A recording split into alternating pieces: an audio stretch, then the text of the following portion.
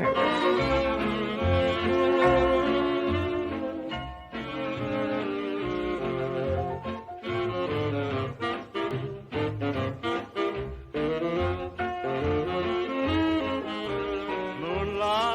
and shadows, and you in my arms, and a melody in the bamboo tree, my sweet.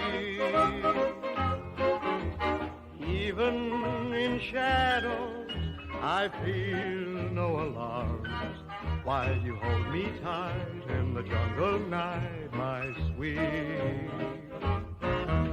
Close to my heart, you always will be. Never, never, never to part from me. Moonlight and shadows, and you in my arms.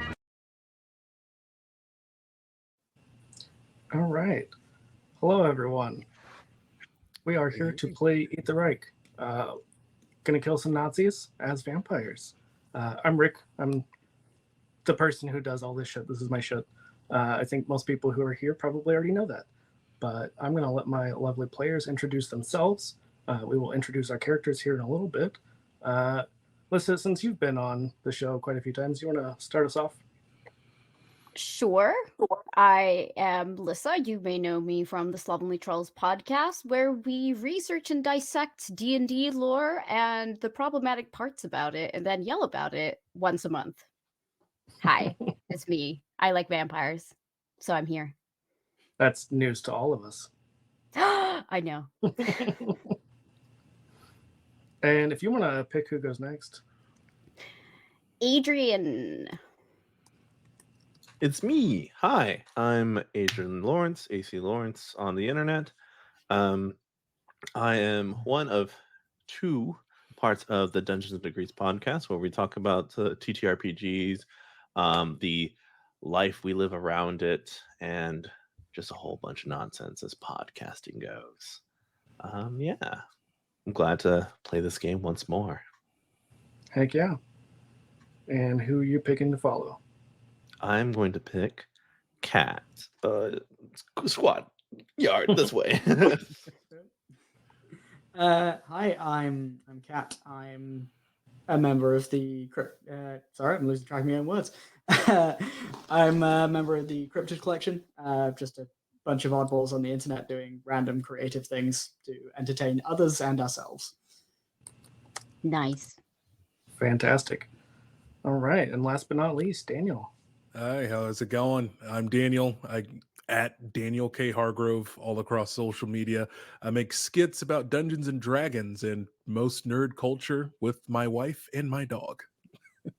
Heck yeah.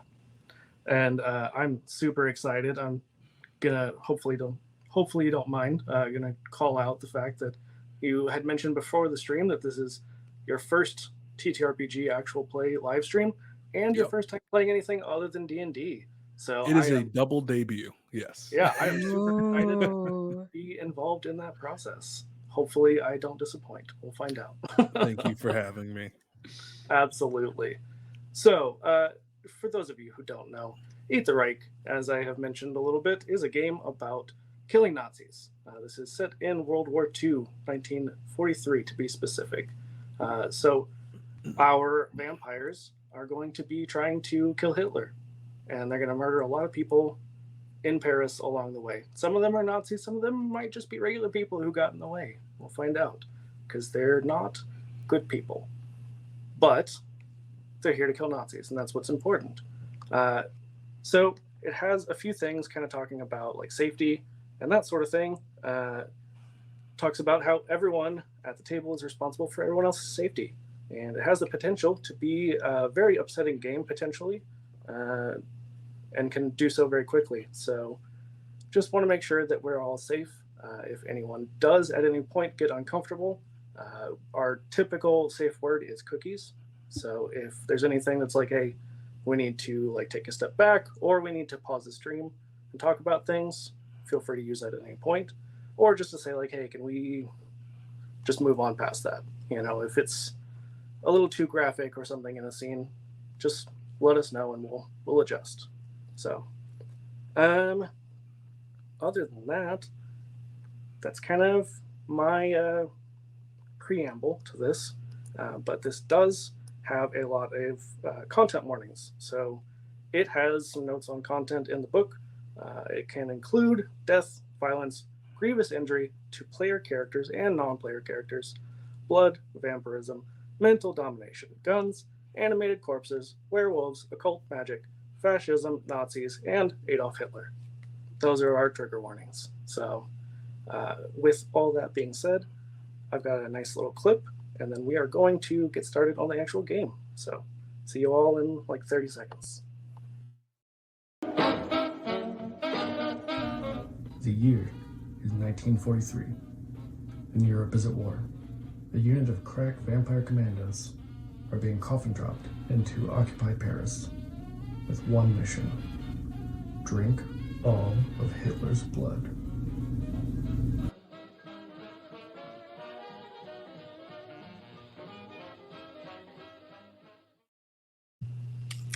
All right. Did we settle on where we would like to start off? Because that will make a difference. Hence, Did I've we? already played. I'm down to go wherever y'all want. I Okay. vote the hotel. I think my character would like to see what is at the hotel. Yeah, I can dig the hotel. Yeah, I'll go All there. right. Consensus has been made.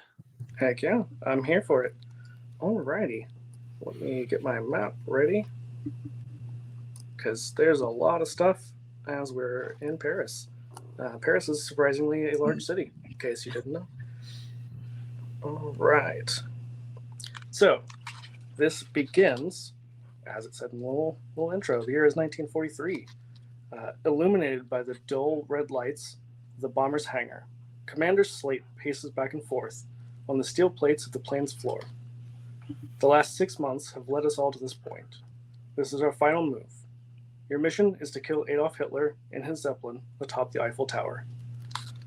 There are 4 of us and 4 reinforced steel boxes that hang from the roof.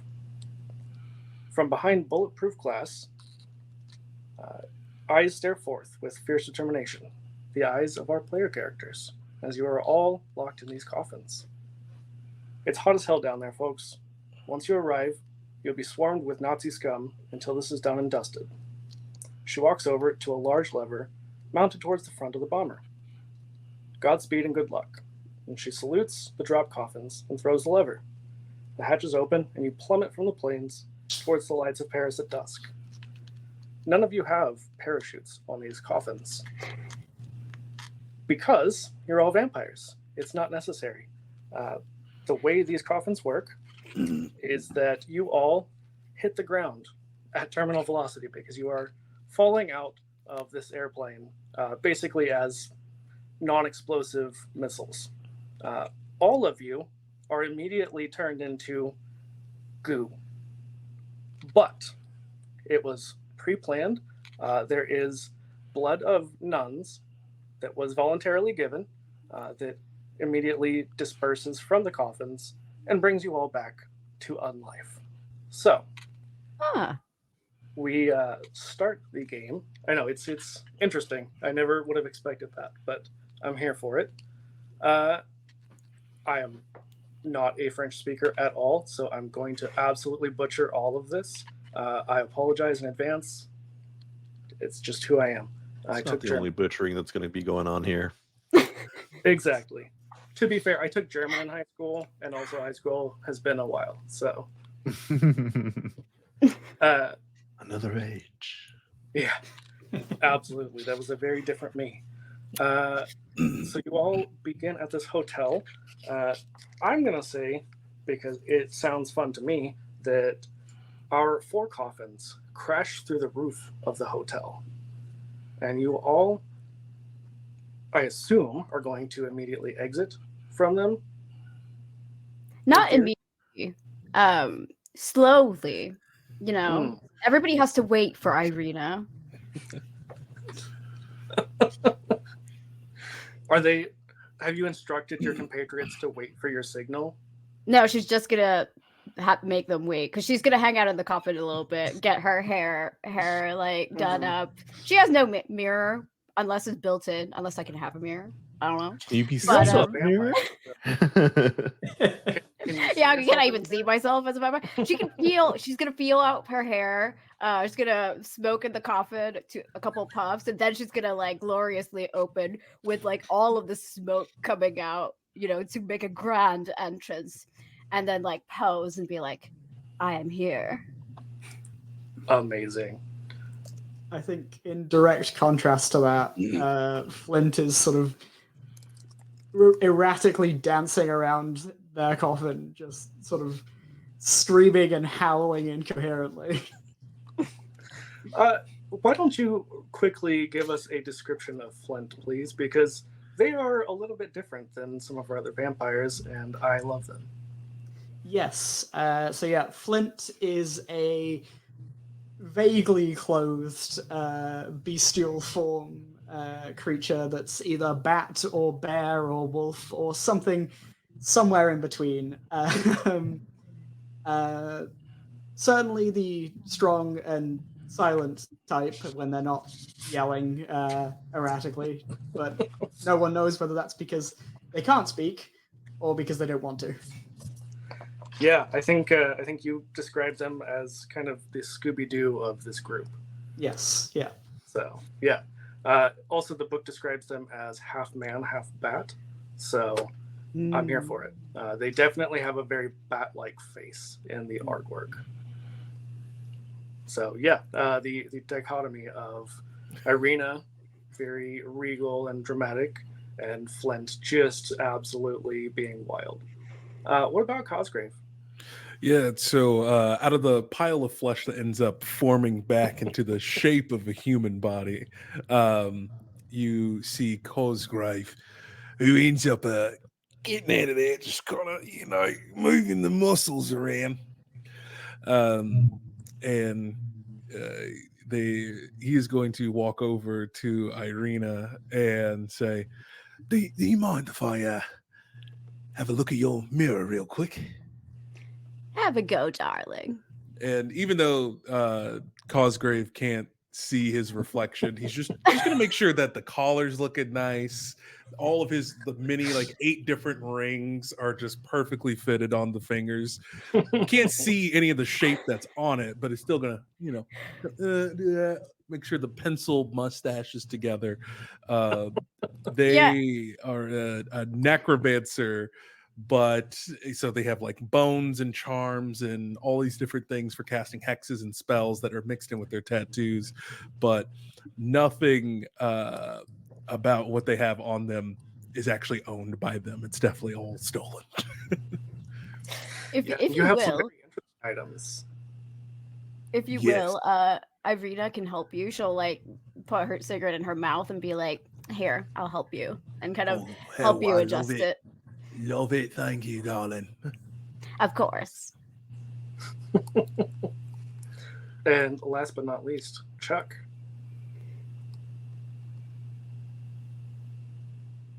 Hi. My name's Chuck. I like to suck blood, obviously.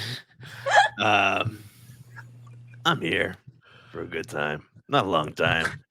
And I hear that position is open for a good time. Do you want to tell us a little bit about Chuck? Yeah, he's kind of fucked up.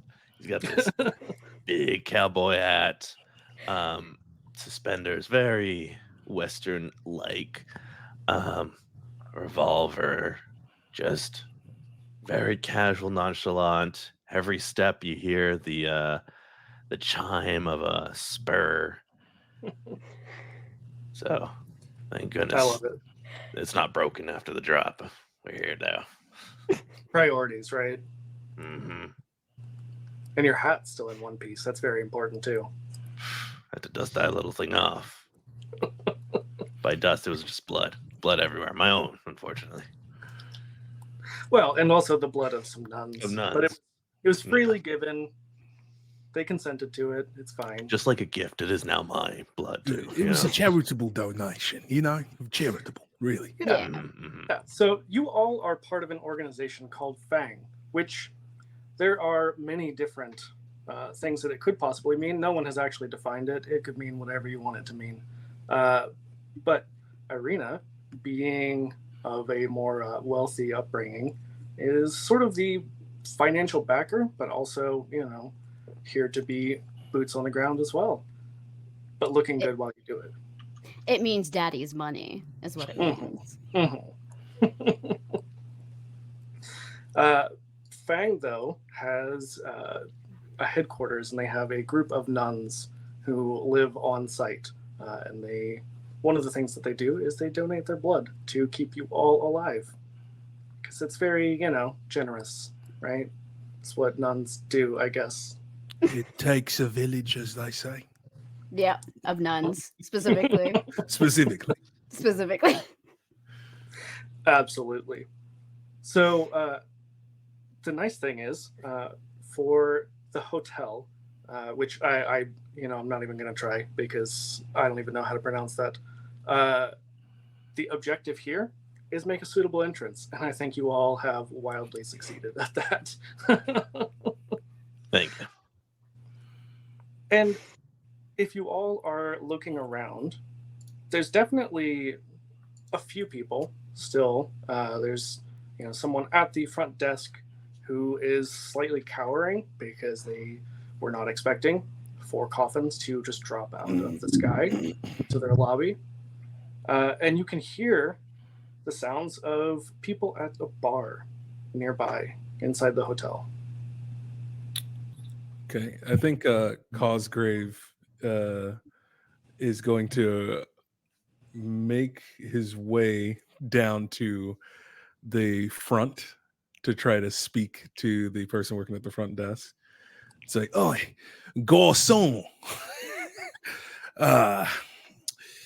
You see, we're looking for the catacombs. We're trying to get towards the Eiffel Tower, friend. They respond to you in French. They Right. will not respond in English, which is my experience for every time that I've talked to French people, is they don't like to speak in English. I was gonna go, well, team, I tried my best. I really did, but I think the mission's a bust. All right, let's pack it up. Let's get out of here. I think Cosgrave will I don't know if along the way down if there's any executive suites, but he would definitely try to loot for anything shiny. Just anything shiny. All of the rooms are locked, but you can definitely hear, as you're sort of searching around, that the voices from the bar are speaking German. And at this point in time, Paris is very much occupied by Nazis.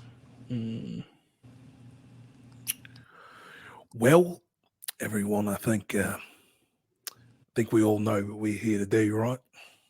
Let's go get a drink, shall we? Yeah, I think we should top off, shouldn't we? I'm in need of a martini. Flint, would you mind doing the honors? Suppose. Sort of. I suppose Flint will walk forward and just probably try and delicately open the doors to the bar in an attempt at a stealthy approach, but end up tearing them clean off their hinges. Amazing. I won't even make you roll because I love that. Yeah. What is your intent when you blow these doors off the hinges? Are you trying to be intimidating? Not intentionally, but I think as by virtue of who and what Flint is, intimidation will just come into it.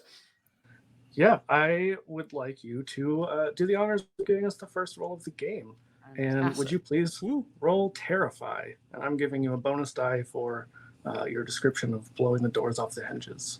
Yeah. So if I'm understanding my rules correctly, I've got a 3 in Terrify. With a bonus die, I'm rolling 4 dice. Yep. And so you want 4s and above. Those are successes. Excellent. That's 2 4s. Okay. So with 2 successes, you definitely get their attention. They look a little bit unnerved.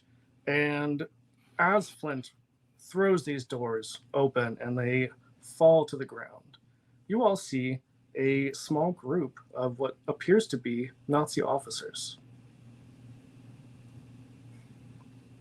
Immediately approach them.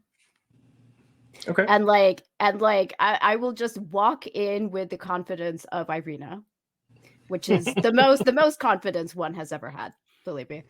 And I will sit in their midst. I will look at the one to my left and I will say, "A drink for the lady?" I love the idea that Irina has more confidence and audacity than like even the most cishet straight white man. She is the most confident.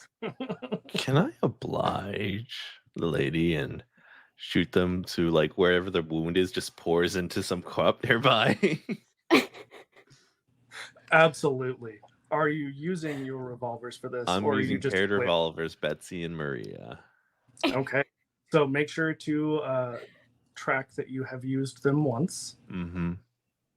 All right, I have 2 successes. Okay. Yeah, you are able to shoot one of them.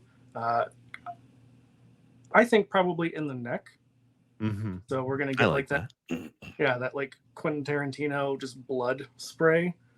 But enough of it does go into a nearby glass that Irina could drink from it.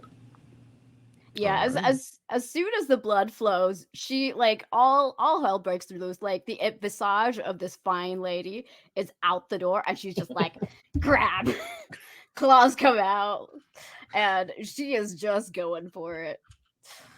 Do you drink from the cup or do you just drink from the Nazi? She kind of like holds the cup a little bit, puts it down, and then goes, ah. Quickly abandons it, goes straight to the Yeah. tap. Yeah. You know, she thought about it. She thought about it, but she was like, "What? Why waste time when you can get straight from the source?" True, it's true.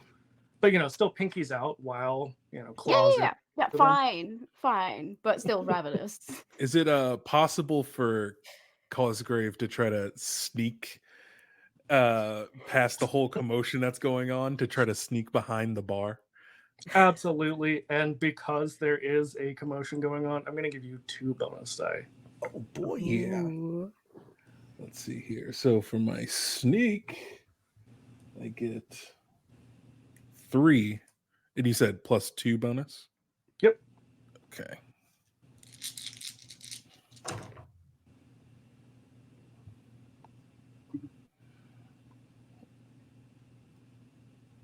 Okay, so I have a 4, 5, and a 6 are a success, correct? Yep.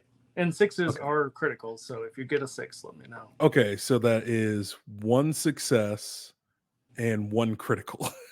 Ooh. Okay. So for our initial, I didn't have us define how we're allocating these, but I am going to have you allocate for this scene how you want to spend those successes. So let me find where that was again. What would you like to do with your 2 successes? For the 2 successes, let's see here. I'll do 1 to successfully, I guess, sneak behind the bar to grab a drink to pocket for myself.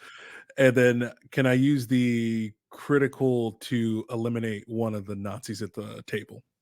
Oh, you can definitely eliminate more than one because a Gotcha. critical counts for 2 successes. Okay. So yeah, you can definitely reduce this threat a decent amount. Gotcha. So, and then I'll use my enormous knife. So, in my Nice. front pocket underneath my coat, I pull out just a massive Bowie knife, and I just where in that same pocket, I'll just keep nearby the flask of alcohol that I just got, and just go up and all right, let's stick it up in here and just don't stab it away. And then I think it says never saw you coming. So I guess does that mean I get a plus to that for sneaking, or is that something separate? Yeah, and Okay. for using that item, you would also get some bonus die. Okay. So let's see here. So I'd be using that in brawl, technically. Yeah. Okay. So that's 2 for that. And then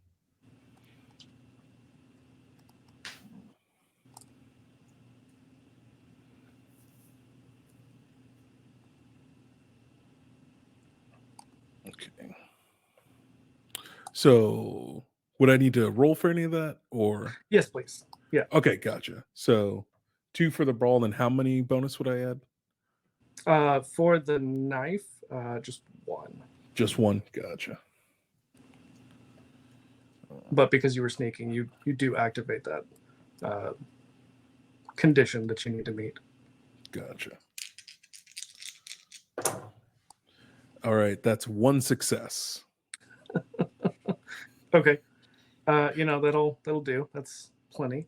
Yeah.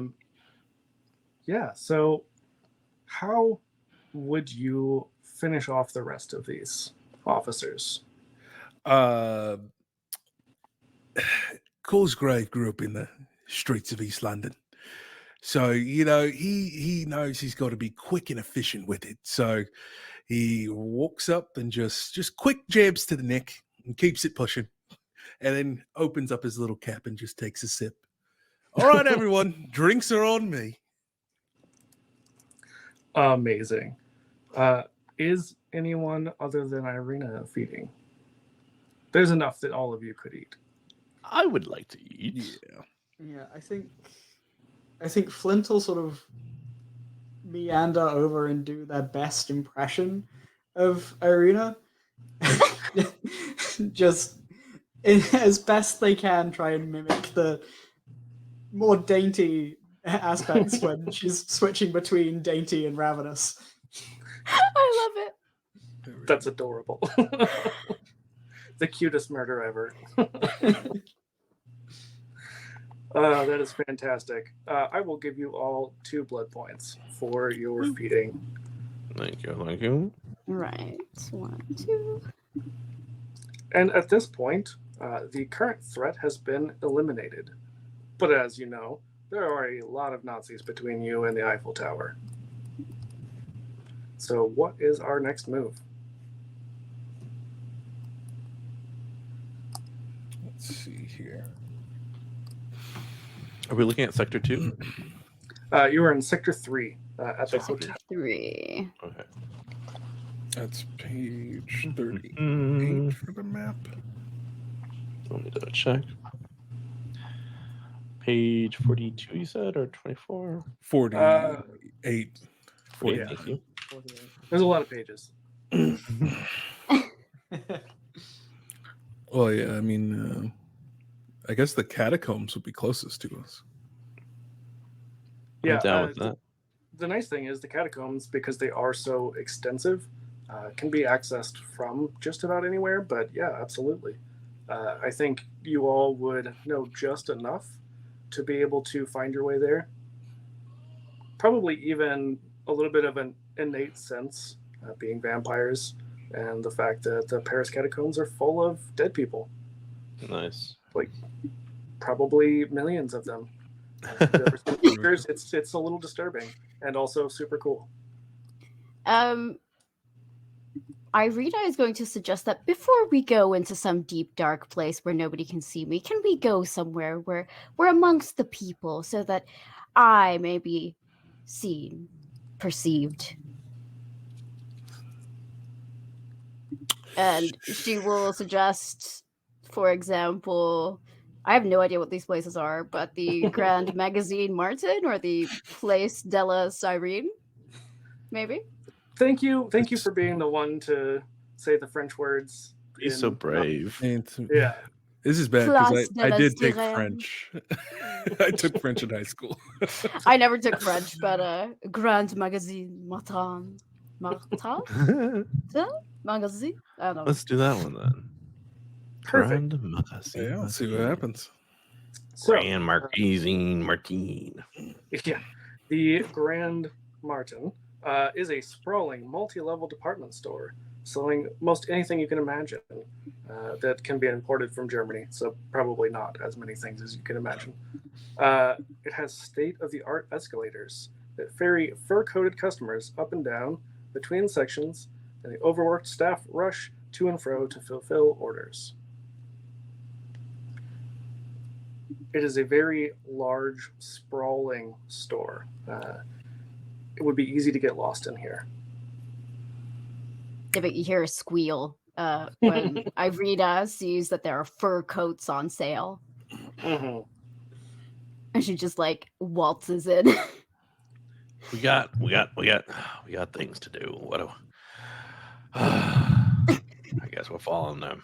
Yeah, we'll see where it leads. And Cosgrave will definitely try to steal a couple rings along the way from little kiosks and just. Ooh, that's nice. I like that. That looks sniffy. Why don't you give me a sneak roll, please? Oh, of course.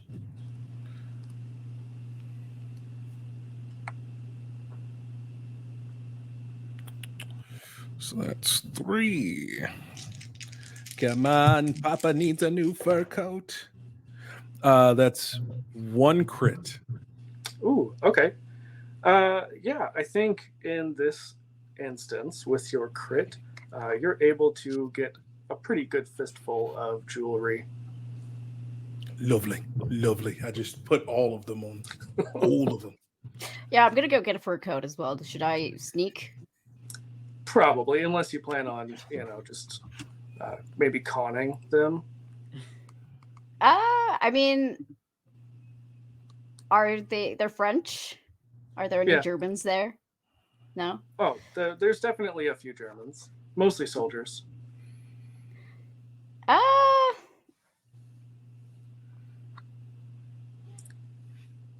I'll try to get the whatever soldiers there are, and then using my dark glamour, I'm going to try and have them join me in the changing room to witness the fur coat being tried on. Mm-hmm. Yeah, I'm going to give you a bonus die to that because why not? That's in addition to your your dark glamour. Okay. Yeah, so go ahead and roll me con. Okay. That is a 4. Do I add something to that? Yeah, so you get plus for your dark glamour, and then I'm giving you a bonus die. So 6d6. 6.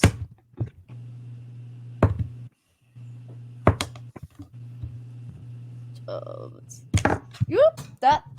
Goodbye. Just yeeted your dice. Yep.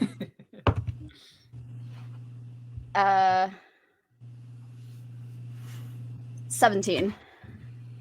Oh no, we're just looking for 4 and above. So how many? Oh, okay. I got two successes. Two successes, and a 4. 2 6s and a 4. Sorry, I know how to play this game. Yeah, 2 6s and a 4. Oh, so you got 2 crits. Oh, okay. Yeah.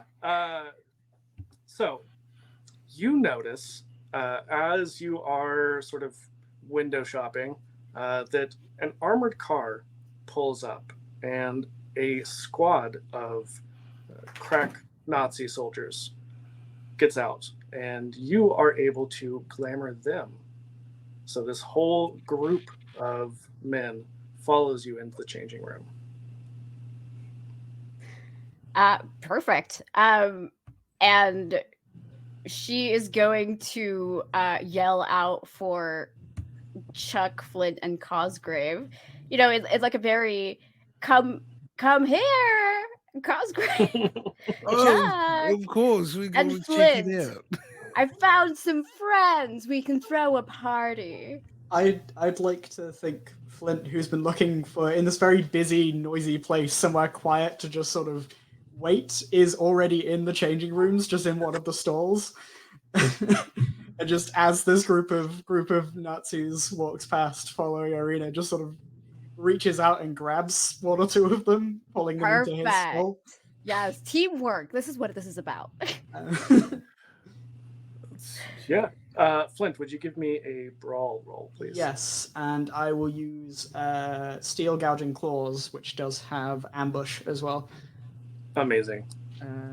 So that's 4 for brawl and 1 for Steel Gouging Claws. Love it.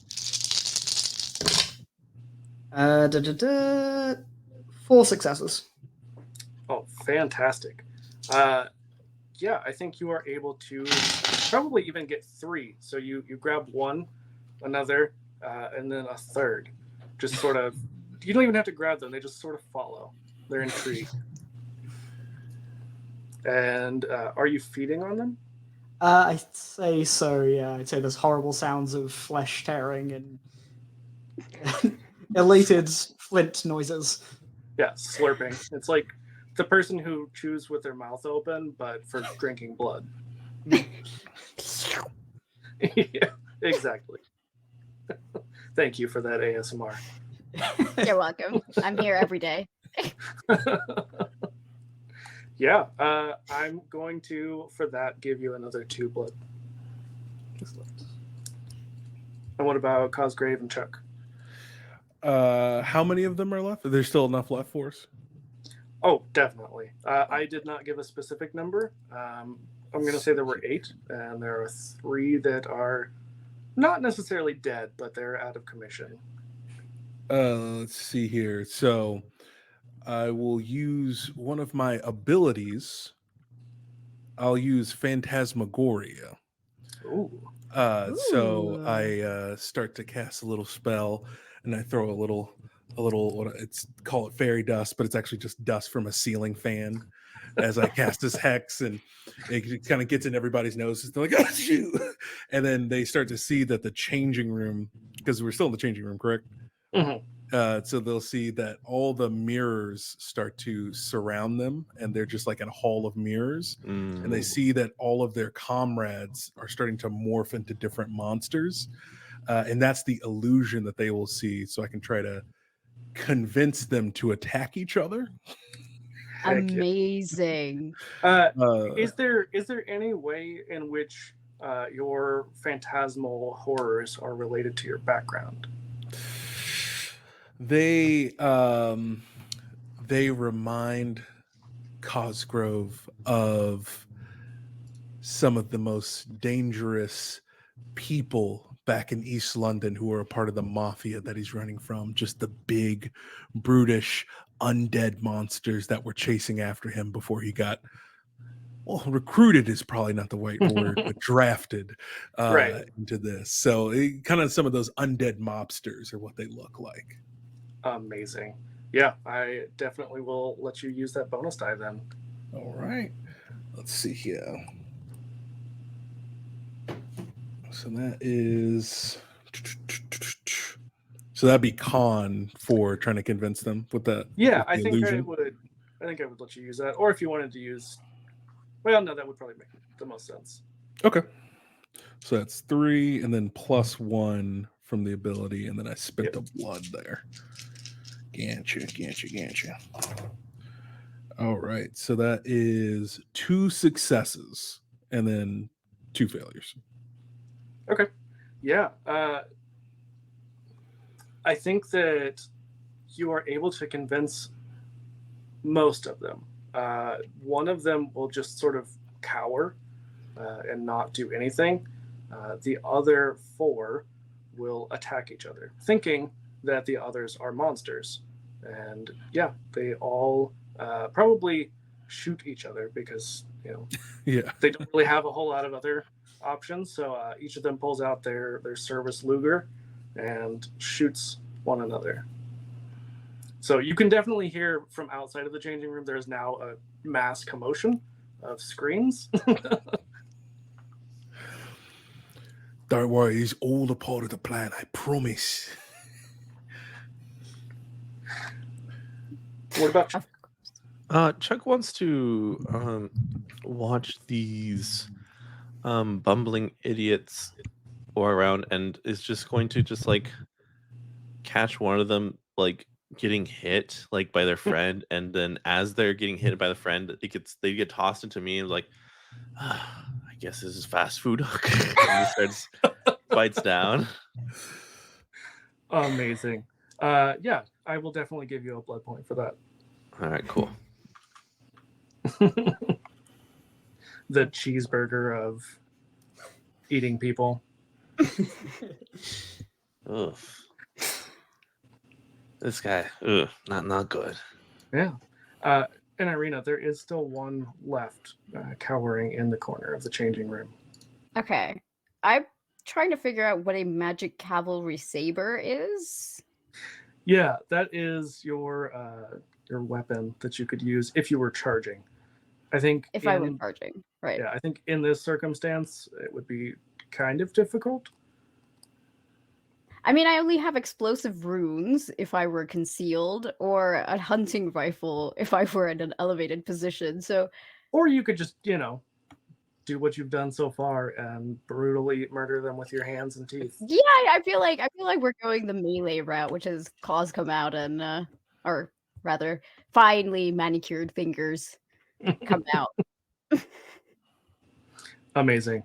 Yeah, go ahead and roll me a brawl. Brawl 2. That is a 1 success. Okay, that is enough. You are able to get a blood point from feeding.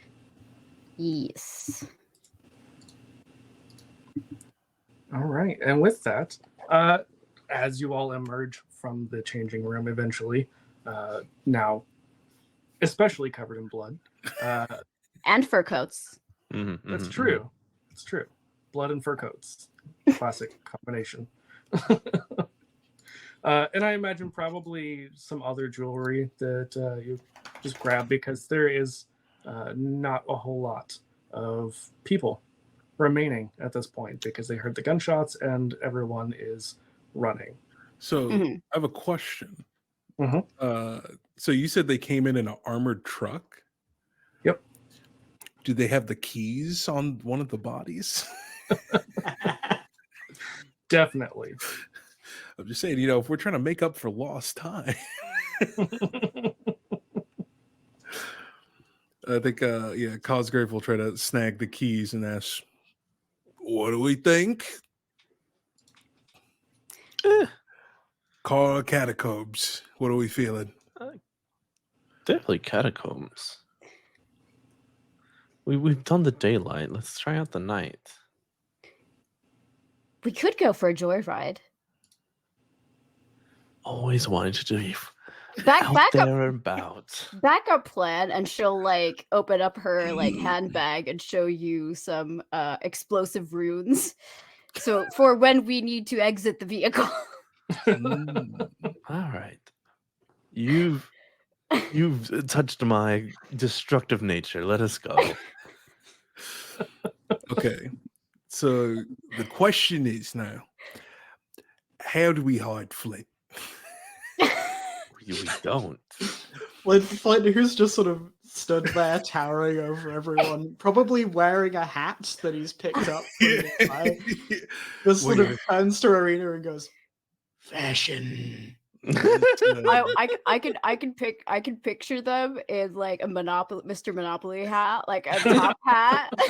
Let's take the curtain off and we just wrap it around them, and no one will know the difference. I promise. Yeah, a fine, distinguished gentleman. Yeah, Flint is now the Phantom of the mall. All right, so I guess we'll hop in the whip.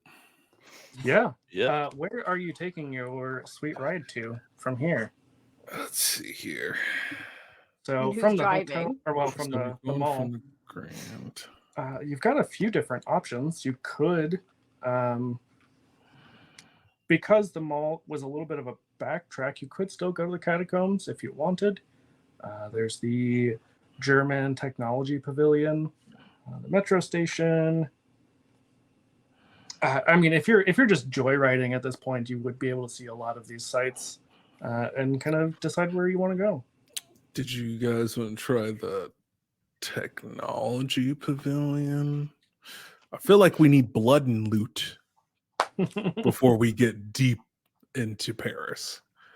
Let's see. Yeah, we should definitely look for some loot. Like, I feel like the technology pavilion would have some fancy schmancy thing that goes boom.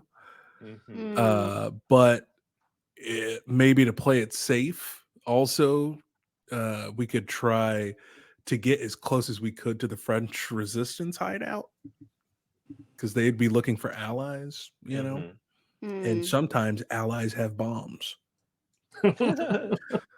We like bombs. We do like It's worth considering. It's lore at this point. We like bombs. That's what we filled out on our application to get us put Yeah, into yeah, a yeah. unit. Bombs? They're like, what? Bombs? That's why they Here put you them there. They pay us in bombs. Yeah. Mhm. Flint probably didn't write the word, just drew a picture of a No. bomb. I'd like to think they just dropped one that they found on the table. It was probably lit at the time. That's why Flint's my favorite. In their interview before they did that, they just went boom. And then- I mean, Amazing. which one of those sound nice? Let's go to the tech pavilion. yeah, that sounds good. Amazing. As you approach, German technology has come leaps and bounds in the last half decade, and this exhibition hall aims to show that off to the public. Once inside, and really kind of from outside, you can see experimental fuel sources hum and glow ominously in the darkness of the after hours hall. An informative display, display boards sing the praises of newfangled alloys, and a deactivated state-of-the-art quadruped weapons platform stands proudly in the center of the arena. So a giant four-legged mech, basically. And on the outside, before you enter, there are banners strung up promising the future of warfare. You can also hear the sounds of hissing and grinding from inside. As they approach, Irina is going to turn to Cosgrave Yes. and say, "Do you know how to drive that thing?" And point to the mech. Oh, I mean, listen, let me tell you something, love. I hell no, but I can try. I definitely give it the good old uni try. You know, Yeah, she like bats her eyelashes at you and like smiles big at the thought of like the chaos that's about to ensue if we can get that that's working. it. I mean, I do have a 3 in fix, so you know, if I break something, the probability of me being able to fix it is Pretty Not decent. bad. there. Yeah. So Uh, how do you enter this? Are you doing it stealthily, or are you just going to drive your armored car through the window? Irina will mention that she does have explosive runes if we need to break in. How well concealed, not concealed. How well would be able to get in there? Is it like just a walk-in kind of thing? Are there like So it's gates? after hours, so Mm. it's obviously there's not anyone you can see immediately inside.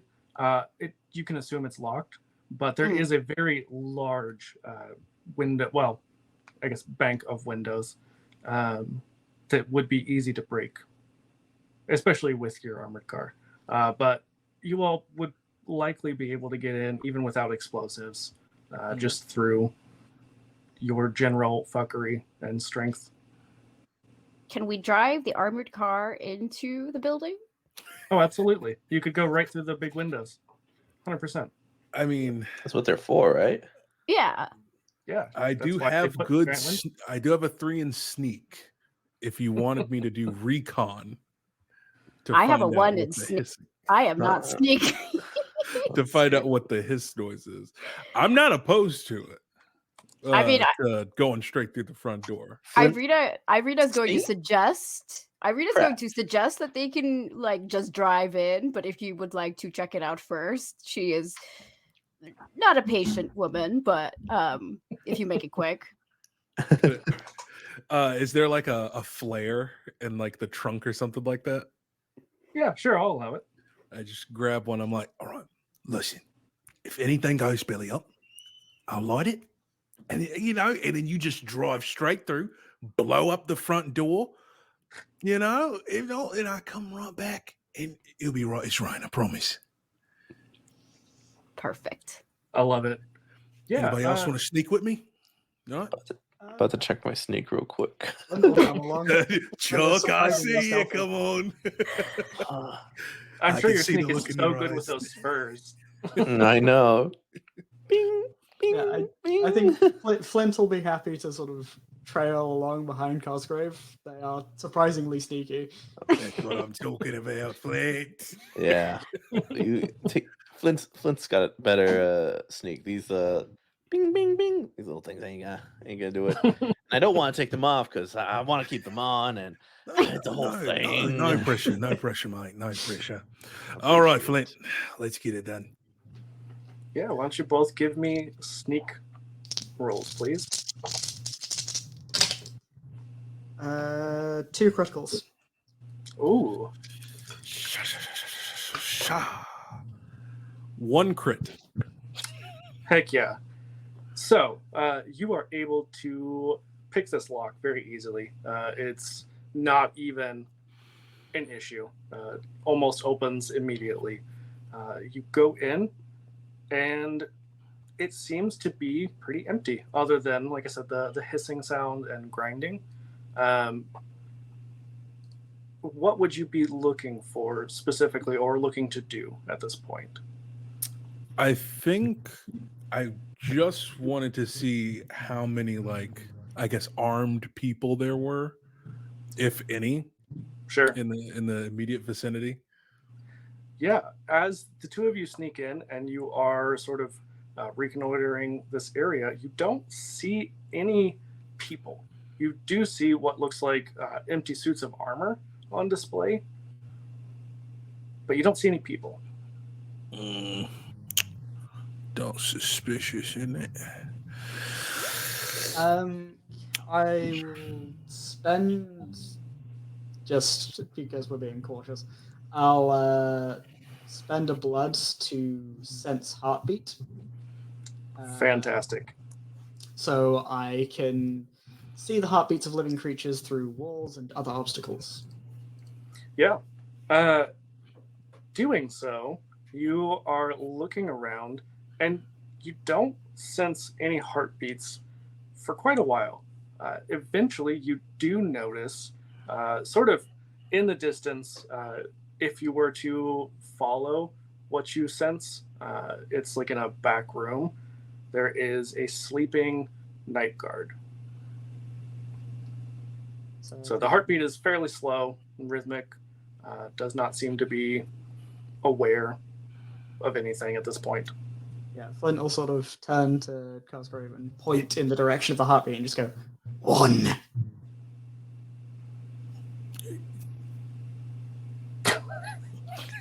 And Cosgrave will sneak into that room and give the guard the sweet kiss goodnight. I did say there might be some innocents murdered in the process. Wait. So when I head into the room, I would see it's just a regular person? Yeah. Oh, but again, none of you are good people. Cosgrave. You're all monsters. I'm a thief and enforcer. I wouldn't just kill an innocent man. Yeah, I'd drink his blood and give him a jab. While no one's looking. I love that so much. Like, I would never do that, and then just so kills him anyway. So what would you like for me to roll for that? Because he is sleeping, you don't need a roll. Okay. Also, you got a crit in your initial sneak, so I'm just going to let that kind of carry over. Flint, because you got 2 crits, you are able to sort of still be sneaking around, and unknown to Cosgrave, you witness him going back on what he just said. So the whole, like, I wouldn't kill an innocent person, and then you are, like, peering around and see that he's totally killing an innocent person.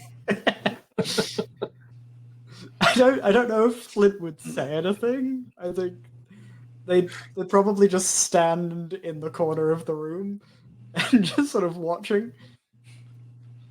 Yeah, Flint's a How boy. much blood would I get from that? Because they're sleeping and you have all the time in the world, I'll say you get 2. Hey, that's pretty good. And Chuck and Irina, out in your armored vehicle, what would the 2 of you be doing? So there I was, just sleeping, and then bang. Got turned into a vampire. Couldn't stand the day of light. Craziest thing I've ever seen. Or not seen because I was asleep. But anyways, that's how that happened. Yeah, Irina's just smoking there in the armored vehicle. Listening to the story. Pretending to be interested, which is not very well. Yeah, it's 1943, so there's absolutely an ashtray in this armored vehicle. Because everybody smokes in here all the time. Yeah. And then she'll like look around impatiently and be like, "Should we do this? Like they've been there for like half an hour. It's only been like 5-7 minutes." And she's like getting antsy and just like, so that was a great story and all, but I got another one if you. This is one time down in Kentucky. She rolls her eyes. I think Cosgrave will look for like a flashlight. I guess if there's like a garter, have a flashlight possibly. We'll go up and just kind of flash the window, and hopefully they will realize to come in safely. Oh, is that the signal? We gotta go. I think as that happens, Cosgrave kind of looks at Flint and just goes, I mean, Flint, do you think I'm a bad guy? I mean, be honest. I mean, I wasn't great before I died, but I lie a lot, man. I mean, sorry. I lie a lot, friend. It is just, so I didn't mean to misgender you there, but it's just, I don't know. I keep lying, you know what I mean?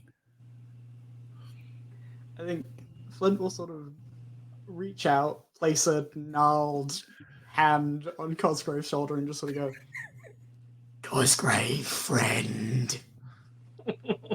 Friend. Oh, Good. Bloody hell, they're cutting the onions, ain't it? Oh, I think I just got some blood in my eye, that's all it is. And we'll wait for everybody to come inside before we look any further. Mm-hmm. So, Irina, are you just driving the car through the window, or are you going in normally? Yeah, Irina's feeling a little itch. She sees the signal. She looks down at Chuck and says, "What was the signal again?" It was a flashlight. It's a flashlight, it was right? just a signal. Signal, yeah. They might have lost the flare. Something about a light source. Mm-hmm. We should hit the. They might be in trouble right now as we discuss this. Yeah, let's go in. Hit the gas. Yeah. And I picture her like opening up like the door and like smoking as it like drives into the building. Well, there's already like so much smoke already, so as soon as you open it, just a plume. So Irina is going to stand outside of the vehicle while Chuck drives it in. Kind of. She's gonna duck when it gets to it, but she wants to see it happen. Yeah. So she's not gonna ride with him. No. She's standing on the vehicle, watching it roll Gotcha. in, Gotcha. and then like Okay. as it hits it, like whether if she needs to duck, she'll duck. But yeah, she wants to see the carnage. The carnage. Amazing. Yeah, I think that Chuck, you drive this through this window, right, or this bay of windows, and Irina, you would have to, so you're not, decapitated or anything in the process. Eventually, get back in right before you hit the windows, and I think that you're going to kind of skid Tokyo Drift style to a stop, almost hitting this quadruped armored weapon platform, but not quite hitting it. And as you sort of sit there in silence for a moment, you hear the very loud rattling sound as heavy metal shutters block off all exits. That's never happened before. Well, not today, at least. So let me ask you all a question, right? Yeah. When you saw the flashlight, and you didn't see the flare, the flare meant drive through, guns blazing, right? Yeah. So why would you think me shining the flashlight? You lost the flare. Yeah. I misplace things in my handbag all the time. It's I've all right. accidentally let Flint handle dynamite, and it couldn't use it anymore. So like that could have happened. Oh, did you Too want much me to blood. use the explosives? I have those too. Oh, we should have used explosives. We should have used explosives. All right, well, let's find a way out of here. So all the exits are sealed off. Are we still hearing that hissing noise? You are, and it actually starts to gain in volume, and the grinding increases. And you notice that those suits of armor begin to march robotically. Oh, we can't drink those.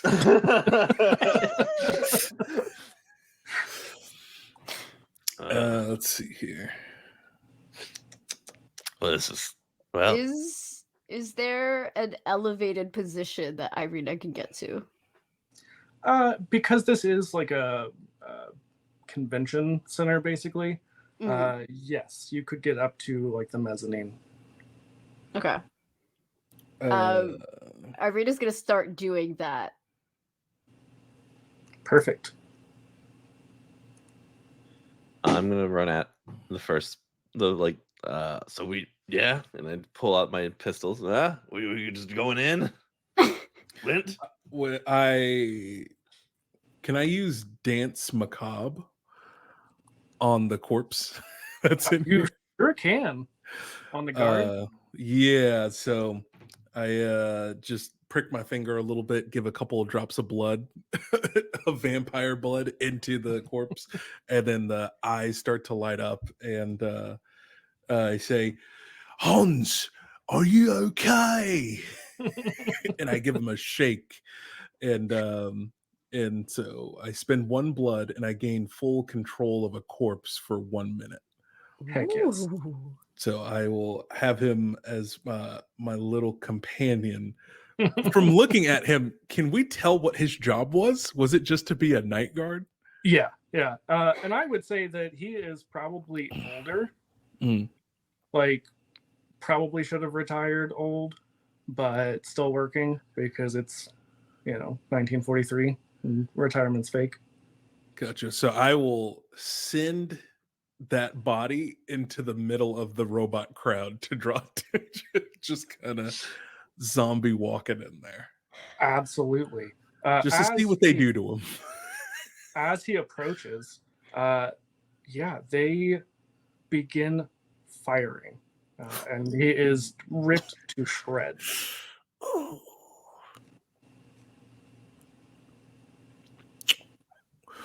Well, it looks like we've landed ourselves into a sticky situation, eh? Oh. All right, I'm gonna take care of this. Don't worry, son. There you go.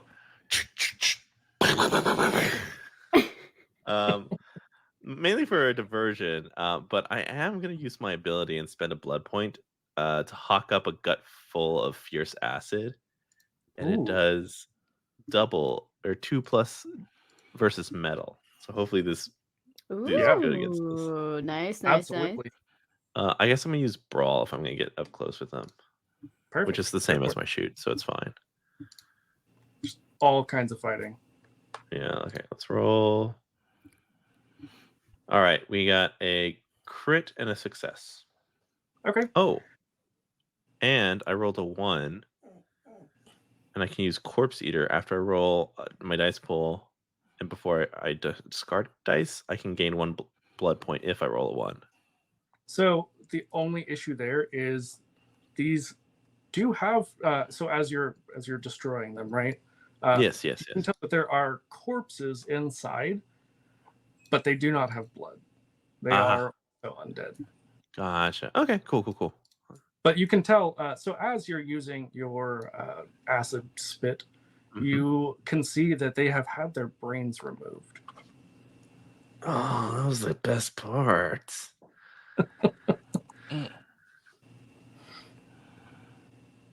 But you are able to fairly easily destroy these, we'll say, half dozen armored soldiers. They seem to be not all that strong. And as you have finished off the last one, you can hear that the 4-legged mechanical creature begins to move. Oh. And it is massive. It Right. towers.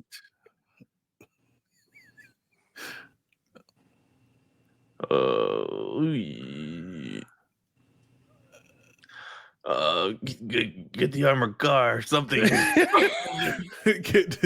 Do we want to strap the runes on the car? Yeah. Are we able to get the armored car from where we drove it in? It's like right next to this, but yes, you could. Okay. Since I haven't made myself noticed yet, Irina is going to come down from her elevated position, sneak, and say that if we could get them near the armored vehicle, she can explode them essentially, or she can plant one on maybe one of them or the armored vehicle, or however we can do this, depending on where they are located. Yeah, so the way I'm picturing it is, this is like I said, a convention hall, right? And it this large open room had these bay windows. And so you're coming down from this mezzanine, and so where this large mech is, the armored car is almost right next to it because you almost skidded into it in your end. So yeah, you could easily get down there. It seems to be focused on your compatriots, and so I won't even ask you to roll stealth just because it's a little bit occupied. Does she think that one explosive is enough to take this thing out? The armored car, probably. The other, who knows? It's definitely not something you've ever seen, so it's hard to judge. She'll use 2 explosives. She'll put one on the. If she can get near the mech and place one on the mech itself, she'll do that. But if she can't, then she'll put 2 on the armored car, and hope that the blast is just big enough to take out a bunch of the mech. I would say if you wanted to put it on the mech, I would have you roll stealth just to make sure that it's not I can roll noticed. stealth, yeah. Okay. You're very good at stealth. Yes.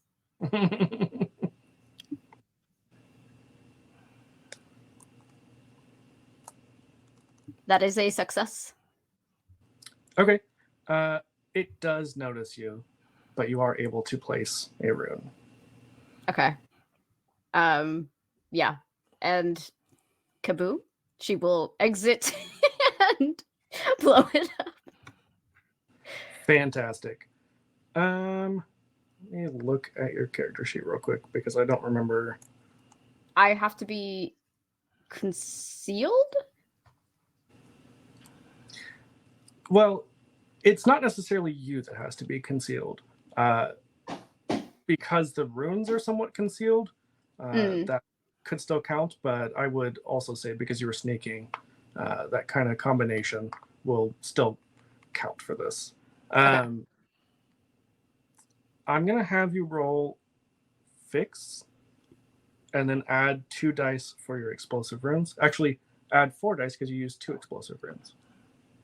Okay, so roll, fix, and then 4 dice. And Yeah, do not, and then just 66. okay, 66. Okay. Yeah, and just 4s and above.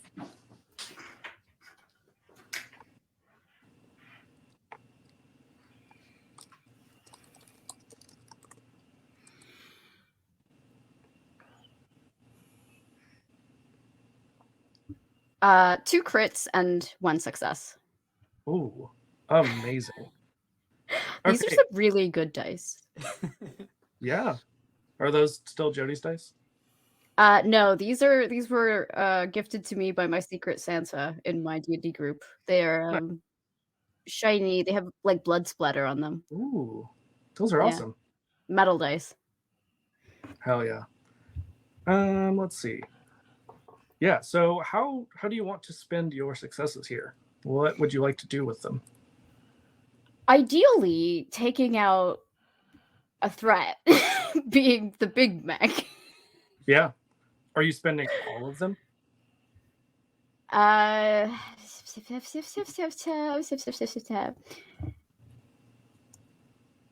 mean,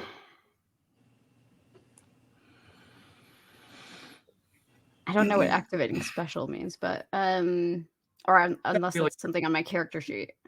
No, that would be like your rune. Okay. Yeah, I feel like all on eliminating a threat. Absolutely. And this is a pretty substantial threat, so Yeah, I feel like it's a big boy. yeah, definitely. Yeah, so I think that you are able to do a pretty significant amount of damage to it. You can describe to me how you damage it, but it is not dead. So she would. Does it have like what does it look like? Is it like just like with legs and Yeah, so it is just a big mostly these 4 legs, but it 4 does legs? seem like there's almost like you can see what looks like a person inside of it, Mhm. but they seem to be more strapped into it, probably against their will. They look to be undead, much like the 10 soldiers that she Mhm. took out, but Mhm. on a much larger scale. Mhm. She would probably place the what? Well, I mean, one of the runes is on the vehicle we came in with, so that would hopefully take out at least 1, if not more, of the legs. And then she would probably, if she could reach it into like the location of where the person is. I don't know if she can reach up to that point, Mm, or then it would be like another foot of the mech. sure. Either way, you tell me. I would allow either. I mean, yeah, if she could reach it, she would definitely try to take out the brains behind the operation. Sure. So I think that's probably when you get noticed, is when you're getting up kind of to where this person is inside of it. And as you are in that close vicinity, you can tell that they have been like horrifically combined with this machine. It seems like it would have been a very painful process, as there are like hoses and things coming out of their body. And you can see similarly they have their brain removed as well. Yeah, she will then escape and say, "Bye, bitch," as she walks off. Yeah. So you don't fully destroy the legs, but the front two legs seem to be very limited in their use at this point. Mhm. Like the back two are the only ones that are fully functional. Mhm. And you do blow chunks of this person away, but they are still mostly there. Just Mhm. looking very singed. The smell of like burnt dead flesh. Okay. Yeah. She's gonna make her way back to where she hopes she can get to an elevated position, then just shoot from there. And that's Yeah. Irina. Absolutely. In response to you trying to blow it up, it is going to attack you. And Sweet. so as you are trying to get behind some kind of cover, it starts to fire. It has very large Gatling guns on Okay. it. And so it begins to spin up its weapons and starts to fire at you, following you. It only had one success. It rolled 2 crit fails. So it does not manage to hit you. But you could tell, even once you're behind cover, it continues to track you. It is very close behind you, almost like it can see through. Gross. Okay. Noted. And there's no real initiative in this, so whoever wants to Yeah. Irina, as she knows this final thing. There's a train going on in the background. She's just gonna say, "Why are you so obsessed with me?" I love her so much. Yeah. Just the worst. Flint, you want next? Yeah. Is the armored car is still there? Isn't it? The armored car is very much on fire and mostly destroyed. It's there enough for this, I'd say. So I'm gonna spend a blood to use improvised projectile and chuck something large and heavy, a surprising distance, and throw Amazing. the wreckage of the armored car at the quadrupedal platform. Oh, I love this so much. Please do. So I'm not too sure what skill I'm using for Yeah, this. I'm thinking probably brawl still. Yeah. Okay. Let me just tick that blood off. I don't imagine this burning wreckage is very aerodynamic, so I probably won't get bonus dice for that. But you're very strong, so I am very strong. That is 1 critical and 1 success. okay. Yeah. How would you like to allocate your successes? So I think for them, I think I'll just allocate all of them to eliminating this threat. Yeah, that makes sense. How do you destroy this? So yeah, Flint will sort of walk up, enraged by the audacity of this creature to attack Arena in any capacity, or just any of Flint's friends in general, and just heft the burning wreckage of the armored car above their head and throw it directly at the sort of semi-exposed corpse, assuming that is the critical center. Yeah. The creature. Yeah, and I think just because it's fun to me, you're gonna get like a Michael Bay explosion from this. So like as you toss this flaming, mostly destroyed armored vehicle, do you see that there was some sort of like glowing energy coming from within as it was sort of exposed by Irina's explosion? And this seems to detonate whatever that was. And it has this huge fireball. And then all you see on the ground is a pile of green goo, like glowing, maybe radioactive, who knows? But yeah, it just turns to goo. Whew. That was a close one. I thought I was going to have to get involved. Ooh. Good thing I didn't have to break a sweat for that one. It's cross. Just starts to look around as if he actually did something in that fight. Good job, team. I think that was a great effort on that one. A solid team effort. I've got notes, but overall, it was a good performance. Not enough acid? More explosions. And more explosions. I used 2 of my explosives for that thing. And did you see Flint? I did. I'm always proud of Flint. They can do no wrong in my eyes. Good job, Flint. Such a good job. But I guess we should see what we can get from this place, I guess. Absolutely. And there is definitely some loot here. One moment, let me find The that. reason we came. Exactly. Let's see. I definitely know where it is. I didn't lose it at all.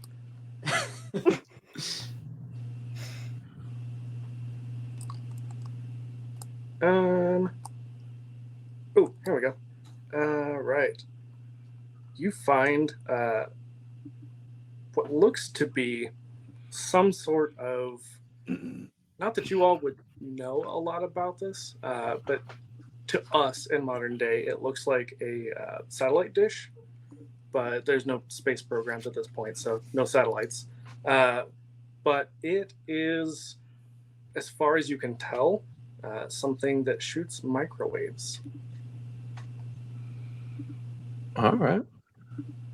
I mean, whoever's best with shoot should probably take that. Oh, that's me. Well, I have 3. I don't know what else people have. I also have 3. All right. Either. I with the one that Flint has, I don't think Flint fully understands what a gun is. Something else that makes a boom. Yeah. They don't taste very good to chew on. No. Chuck, feel free to take it. Irina doesn't want to carry extra things. That's right. Did you want your, and I like out of one of the satchels, did you want this spare jewelry bag still be lugging around? You said to hold on to it like weeks ago. Yeah, it's important things. It's important things we need to keep. We might need them Back in later. there. Also, Irina, as you are exploring, you find essentially these small, like test tube sized devices that seem to be full of the glowing fuel source that was powering this mech. I should definitely not drink this.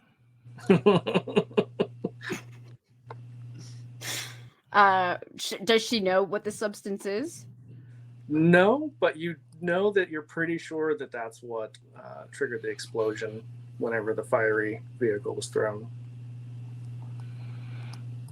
Okay, so it makes explosives go boom. Mm-hmm. Or it could explode itself. Wow. Ah. Pocket those for later. So just for like over the table, your glowing fuel source is +2, and it has to be near flammable material in order to be used. And for Chuck, if you're taking the microwave gun, it is +3, and its special condition is it is anti-tank. Oh, baby. Let's do it. So what is our plan from here now that you are no longer in possession of a vehicle and still a fair ways away from the Eiffel Tower? Do the catacombs still run through the second sector? Yeah, I mean, they definitely would. It'd be a little harder to find, but you could probably search and look for them. I read that incorrectly. I thought that said explosive looking garage, and that is not the case. We'll I mean, just it keep could blowing be. everything up. Yeah, just blow up everything on your way there. Everything's explosive if you think about it. At least once. You know what? Yeah. That ain't bad. Especially garages. Okay, let's take a look at that map again. So we're oh boy. The main thing directly between you and the Eiffel Tower would be the exhibition of degenerate art and the Nazi pleasure gardens. Would the metro station also possibly take us further to the other side? Yeah, that's a good point. You could probably do that. What are you thinking? Because I'm assuming, since we just caused a massive explosion, topside is probably going to be the least safe place for us. Flint is certainly fond of the idea of going into the deep dark underground. Yeah. I like the idea of vampires on the tube. All right, so try that and try our luck with the metro. Where are we still trying to get at in the second sector? I mean, using the metro, I would say you could potentially, if you wanted, bypass the rest of the second sector and go straight to the pleasure gardens. Or if you wanted, you could hit like the exhibition or really any of the other sites in Sector 2. There's also, is that in the Sector 2, the ammunition and vehicle depot? Yeah. If we need more loot. I don't know. The ammunition depot? Where is that? In Sector Underneath the Nazi pleasure gardens. Oh, okay. So, do we want to skip the French HQ? They'll be fine. I'm still down to do French. It's just up to y'all. Yeah, we can do the French as well. Metro to the French, and then they can Help us push the Eiffel Tower. Yeah. Yeah. Because I feel like we're just probably just a teensy bit underweight. Underprepared? Yeah, a little bit. Especially because we don't have that much blood at all. Yeah, we have it. I feel like we have Those to were kill some robots. more. Yeah. Yeah, we have to get some more blood in us. I Get the guess. blood. Get the blood pumping.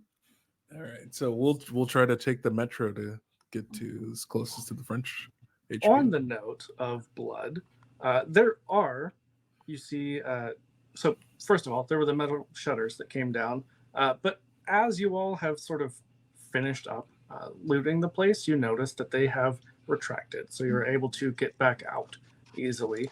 But would you all be going after, say, like these Nazis who are patrolling and trying to find whoever just blew up a whole bunch of shit, which would mean a fight? Or are you going after maybe easier targets, like civilians who are sleeping potentially? It was one time. You set a bad example for Flip now. So. Well, I mean, I think we could ambush a patrol that's coming to the museum, right? Yeah, I feel like we can do that. I mean, we took down a mech without yeah. breaking a nail. Yeah, we did. All of us helped out Yeah. to take out that. Yeah. Her eyes narrow as you say we did, but she doesn't say anything. We all did a great job. Mm. Chuck, what do you Thanks think? Thanks for the moral support. Of course. So for this ambush, would you be waiting for them to come and search the hall, or would you be going out to try and catch them just out in the world? I assume they take another car, right? Yeah. Or pull up that way. Yeah, absolutely. I'll sneak and wait with the flare and throw the flare in a car as it drives by. So everyone knows who the target is. Amazing. They'll be blinded by a flare. Don't worry, I got it this time. Totally. Yeah, you are definitely able to get their attention by throwing that flare. What would everyone else be doing in response to this? As this, we'll say it's a Jeep that starts to turn towards the building, and probably is going to similarly drive through the now broken windows. Well, I think Cosgrave has just thrown something very bright and stick-like in front of Flint. So I think Flint is immediately bounding after the flare and barreling headlong into the Jeep. Amazing. I love that so much. Why don't you give me a brawl roll?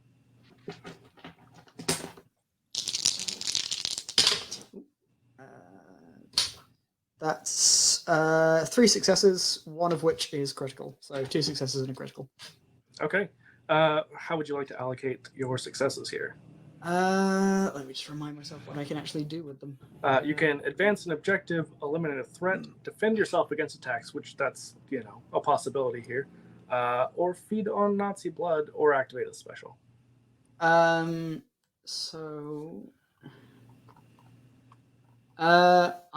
will spend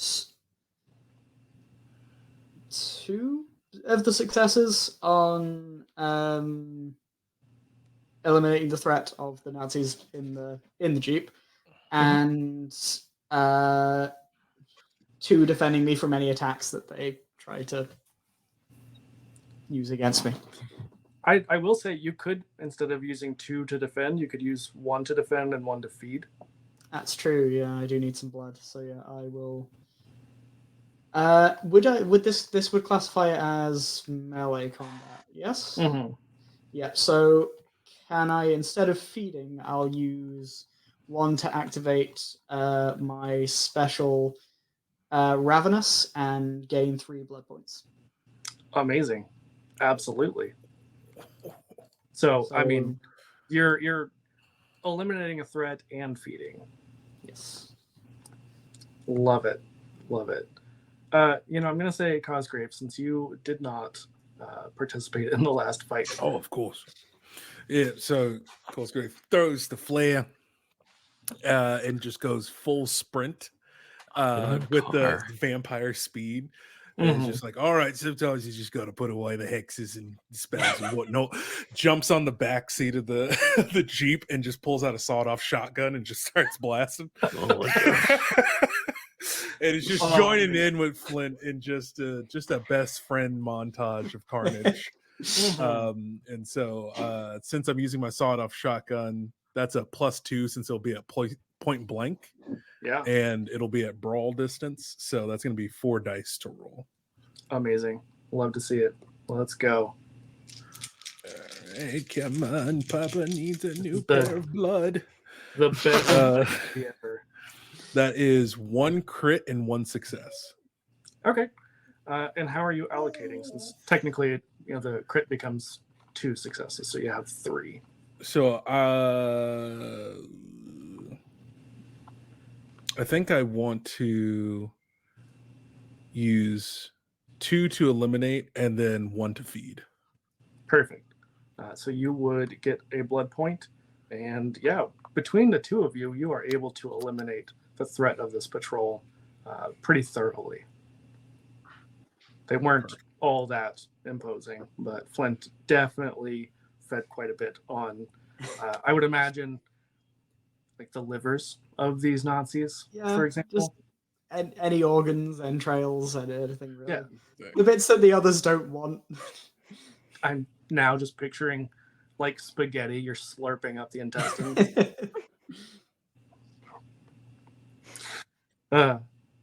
Does Flint, like, do you and Cosgrave have that like Lady and the Tramp moment of your both eating? Oh yeah. I'd say so. There we go. Beautiful moment of friendship. What's everyone's blood at? I'm on 5 now after using that. I'm on 3. I have 3 as well. Chuck, you good? I'm thirsty. Well, we can share blood. Can we share blood? Yeah, so we can share blood amongst one another. I didn't know if we wanted to spread some of the love around. Yeah, as long as you all are within arm's reach, you can share blood. And it says specifically in the book that you can narrate how that happens, whether that is like a transfusion or something mystical or whatever you want it to be. So if you are sharing blood, please describe how this happens. It's all you. I mean, I've got the most, so I can cut myself down a bit to share the blood around. I think Flint will sort of walk over and just sort of take one of their claws and just sort of poke a hole in their own hand and just sort of hold it out and just go, just sort of like, join in. Oh. Wow, you like a faucet. That's crazy. High blood pressure. Bad cardio. Says the vampire dog, basically. I feel like the roles are reversed right now, but thank you. I appreciate it. So yeah, I assume I'm just feeling better. Yeah, so I assume this just works as I take points from mine and give them to Chuck. So Yep. I'll give Chuck 2 points to put me down to 3. All right, how much you give? Sorry. 2. Oh. Thank you. Thank you. Anybody else sharing? I think we have 3, and 2. I'm At this currently point? at. Well, I mean, I don't. To get to 3, I would have just needed one more. Yeah, I So think you're everybody else 4. is at 3. Yeah. So I'm at 4. Yeah, Chuck, I'm all full up, man. I'm alone, you know? Listen. If I find, anyways, yeah. So who's ready to go to the next? All right. So you're taking the metro to where? To the French resistance? Yes. All right. So you enter the metro. None of the trains are currently running, but you know that it would make an excellent means of slipping through the city undetected, if that's the sort of thing that you would want to do. Mhm. There are miles upon miles of rail, maintenance shafts, and public thoroughfares that allow for access to almost anywhere in the city if you're clever about it. But when you're underground, it's also much easier to trap you. You do find in the station where you descend that there is a train. It does not appear to be on at the moment, but if that were something you were wanting to explore, you could potentially try to activate it. Do we want to ride a train? Vampires on a train? I mean, it doesn't hurt for me to look at it. I have 3 fix. Yeah. If that's what y'all wanted to do. It probably wouldn't be as stealthy as us just walking. Probably not. Sneaking, and we'd probably get more dice sneaking. I have a 4 in fix. Oh, Mr. Mechanic. Couldn't hurt to take again. No, I mean, why not? Look at this baby. It can hold so much blood. And if you would like, I would allow both of you to roll, Mm-hmm. All right. and then that would just add to our potential for successes. All right. So, I'm gonna also use my tool belt. Perfect. My sneak is a 1, so like we could sneak, but some of us may not sneak. Yeah. I will open up my bottle of ghosts. Okay. And I'll let one out, and I'll just say, all right, I need you to tell me if there's any wires that are messed up, okay? So no, look under the console. You tell me, is it the red or the green wires that are mixed up? Okay? And try to instruct my ghost to help out with looking, since it can pass through walls, help it Absolutely. pass through to look inside the machinery to see what's wrong. Yeah. I think that the particular ghost you release is a very old ghost. We'll say like 1700s. So they're very confused. But eventually, you say the colors enough, and they let you know like what's messed up Okay. in sort of a backwards way. Very flowery speech as well. It's a little hard to decipher, but yes, you are able to use Tis the red ribbon that I see that is casted Indeed. a daunting twine. Okay, so that gets me +2. Mm-hmm. Okay, gotcha. So that should be 5 dice for this. That's 1 crit, another crit, and 2 more successes. I only got the 2 with 5. So we have 8 altogether.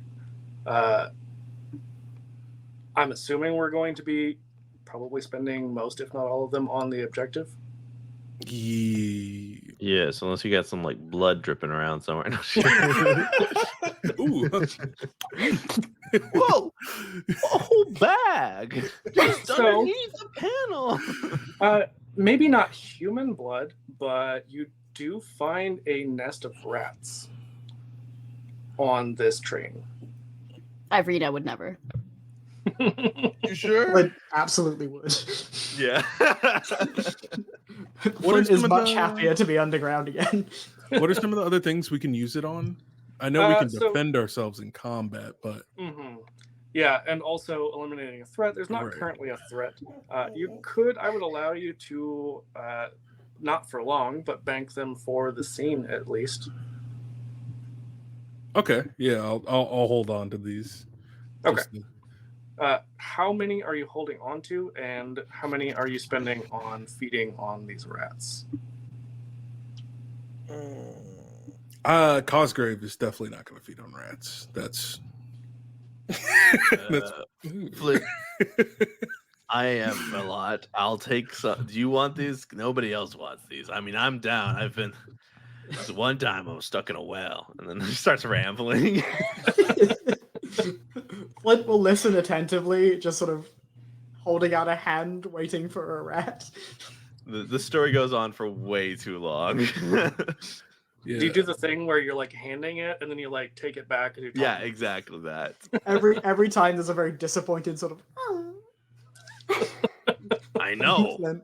It was so bad, that scenario. Just not realizing the rat's doing it. Amazing. So yeah, how many of those successes are we using on feeding? I don't know how many successes we need to properly repair, but I'll use my 2 crits towards the repair, and I'll bank the 2 successes in case something goes awry in this Okay. short window. then Yeah. I will do 2 for blood, one for Flint and 1 for Chuck. So yeah, that's 4 total from me Perfect. towards the objective. Perfect. Yeah, and with 4, you are able to get this train up and running. It takes a little bit of time, but not so long that it's daylight or anything. And you start to run towards the French Resistance. But Oh no! who would be maybe exploring the train a little bit? Chuck will. Irina might. Yeah. Yeah, I'd be driving, I guess. I'm like, how do you stop this thing? I don't know if You don't? Flint's going anywhere really. I think they were very excited to be underground again, but as soon as the train starts moving, they're probably quite motion sick. Oh, I was going to ask, are they like sticking their head out the window? But I think they're hiding under some of the seats, but the seats aren't high enough for them to get under, so they've just sort of broken some of the seats upwards. that's adorable. cute.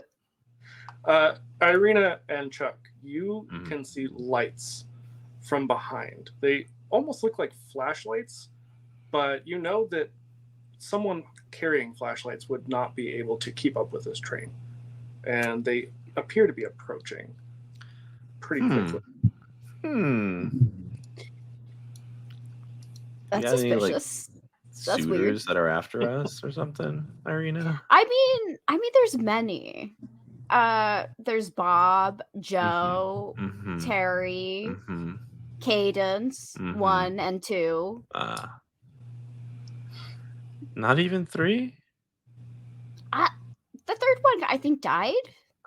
Very Sad. Very, very sad. Wipes blood off the mouth. But that's weird, right? That shouldn't be happening. Yeah, no, I don't got any fast friends or foes. I mean, we just watched a giant quadrupedal spider back thing kind of get dissolved. So one of these. Do you have explosives? Do we need to be ready? Do we need to rig one of these cars to blow up? I feel like I have one more explosive, but I used 2 of them to take down the big thing that you so very helped us do. I was busy. I threw up my acid. I took out the smaller ones. Should we be shooting at that thing? Like, she'll take I out lean her... in closer to the windows. What do I see? You lean in closer, and a spray of submachine gun fire fires through the windows, shattering. Do I take damage? You don't. All right. Mostly because you have, your vampiric reflexes, and you're able to duck out of the way, unless Chuck wouldn't duck. Chuck would. You know what? For the flavor, I wouldn't duck. Okay. Yeah. Go ahead and take a damage. Take an All right, injury. I'm gonna do a flesh wound. Oh no, actually, there's one called "Shot Full of Holes."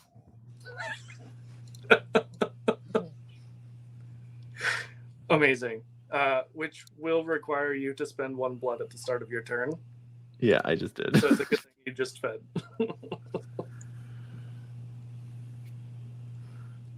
Fantastic. Yeah. Now with these they're windows, fast. with these windows blown out, you see that you are being followed by 3 motorcycles. Oh, just some 2-wheelers. That's it. Yeah, Irina just kind of looks over and then goes, "That's hot," and takes out her hunting rifle. I mean, there's still Nazis on them, so is it hot? I mean, It's bad pretty boys hot on how they're gonna motorbikes is die. hot, but like, yeah. Yeah. Bad boys in those bad life choices. Should I do something crazy? Hit the brakes or something? I have 2 successes that I banked. I hear the gunfire. Can I Ooh. just pull the emergency brake? You sure can. Just have them collide with it. To eliminate a threat? You sure can. Fantastic. So I will Yeah. hold on to your butts. And just So just in a Pull spray of sparks. Yeah, you hit the Yes. emergency brake. It does derail the train, Whee! but you are able to, Chuck, you being closest to the window, Yeah. probably get hit by 2 of these Nazis flying off of the bikes as they crash into the end of the train.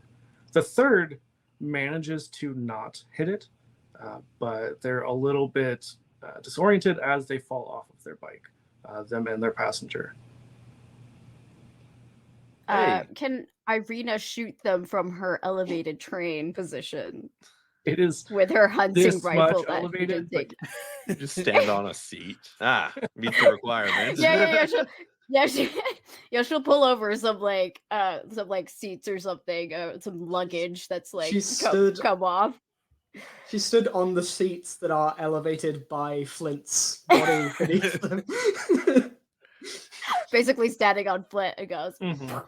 There we go. Yeah, perfect. Go for it. what do I roll for that? Shoot, please.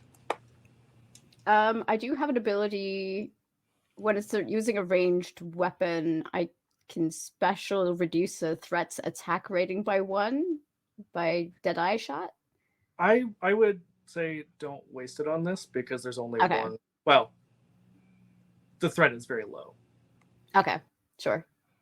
So what do I roll? I roll shoot, probably, Yep. right? And then Nice. because of your hunting rifle, you add another 1. Okay, 4.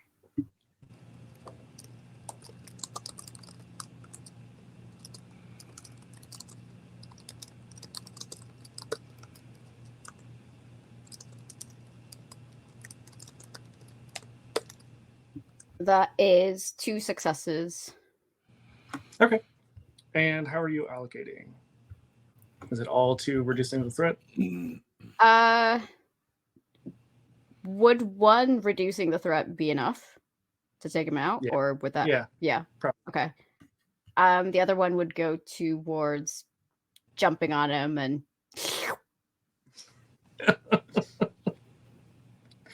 It's canon now that all of these vampires are very noisy and very messy when they eat.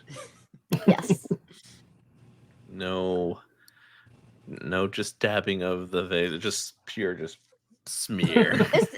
It's just ASMR. Listen, for Just- nobody it's- in particular, for us ourselves, we like Yeah. the sound of us suck it. My name's Chuck. And you like to Hi, fuck. Chuck. Is Irina still wearing the furs? Yeah, of course. Her and Cosgrave are the fur coat club. Yeah. Divas. I think At this point, Flint's hat is pretty battered, but it is somehow still on their head. I think at this point, your fur coats are absolutely disgusting. Like, they're so crusty with blood that, it probably doesn't matter to you because you're all kind of gross and terrible anyway. But to normal people, your con is going to be a little bit impaired at the moment. Fair enough. So Well, our normal clothes look better underneath because they're not covered in blood. it's true. Or not as much blood. Yeah. Hacking. Amazing. Yeah. So from here, you would have to proceed on foot since you have derailed the train, but it doesn't take you horribly long. You made it most of the way to your destination, and you were able to come out of the metro near where the French resistance is set up. You do see Nazis on patrol because that's just what they do, and at this point, they know something fucky is going on because there have been explosions, there have been dead Nazis showing up, just a lot of weirdness, a lot of stories about, I don't know, some kind of dog person thing, slurping intestines. All right. Let's see here. Who has the highest con? 1. 4. 2. So us in our bloody fur coats are gonna take the You could charisma take the lead. Okay. Flint, please hold on to this. I really want to hold. We really don't want to lose this. These are really, really nice. Flint will very delicately take them and just sort of hold them like very like lurch. Just Okay. arms like dead straight, focused as hard as they can on not moving. Now, Yeah, Irina will also take her coat off and be like, hold on to this like a baby. we need Immediately Flint leans in to try and take a bite, then goes, Yeah, maybe not like a baby. It's just a snack. All right, now remember, these are normal people. We've got to be on our P's and Q's, all right? We've got to be focused and personable. Flint, stay in the flank. Just wait till we build up. Like, still be close in case things go awry, but just 5 feet back before we enter the room, right? You know what I mean? I can't count to 5. That's all right. That's all right. We'll give you the signal. But just stay nearby, all right? Nearby. Fantastic. So, I guess we'll exit the metro. yeah. So this is a backstreet bar. It's very run down, and it is made of interconnected basements. As you enter, it is smoky, dark, and poorly ventilated. And you find dozens of hard-bitten Parisians with a fierce grudge against the Nazi invaders. They're all speaking French. None of them, unless some of you maybe know French, you probably don't know what they're saying. I feel Could be a bit like here. Irina might know some French, some disgusting words, just because she's pompous and probably had a private, education Mhm. from daddy. So she might know some, but I don't think she's very learned. Valid. I mean, I think with your with the money your family has, you may not have done a lot with it, but you would have had the opportunity to learn Mhm. at least a Mhm. passable amount. Mhm. Yeah. So if you would like to try to convince them, I would like a con roll, please. And because you have taken off your bloody furs, it will just be a normal roll. Yeah, okay. Just a con. Did I Yep. did I get blood from the guy I jumped off the train? Oh, yes. You would have gotten Okay. one. Sorry. Okay. Just add that. Yes, I will roll for 4.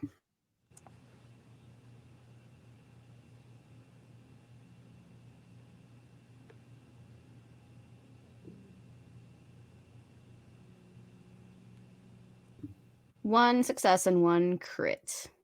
Okay. So I'm assuming you're going to use this to advancing the objective, right? Yes. Okay. In doing so, they're not quite convinced. They mostly are seemingly interested, but there is one woman who just is very stubborn and does not seem to want to work with vampires. Cosgrave steps on top of the bar. Viva la freedom! And we got the power to give you freedom. And I open my Mother Millicent's stolen soul jar, and I let the just massive wave of soul energy fill the room, and my hair begins to flutter in the breeze of spirit energy. And I say, with this power, we could end the war tonight. And I will use that to try to convince everyone.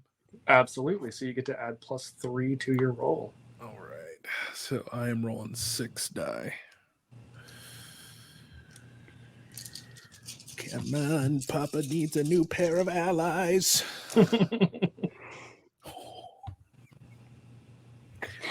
Is that good or bad?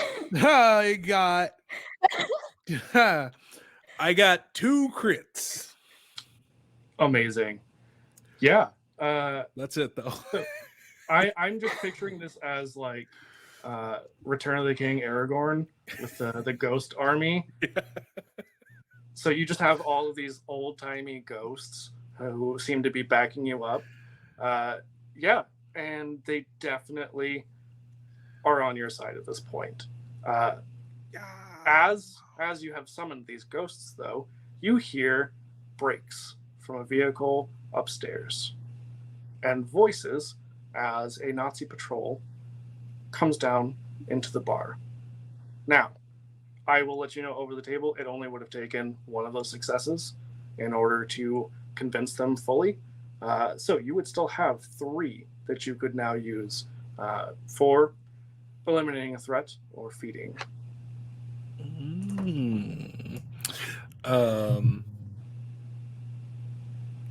I look at everyone at the bar and I say, charge!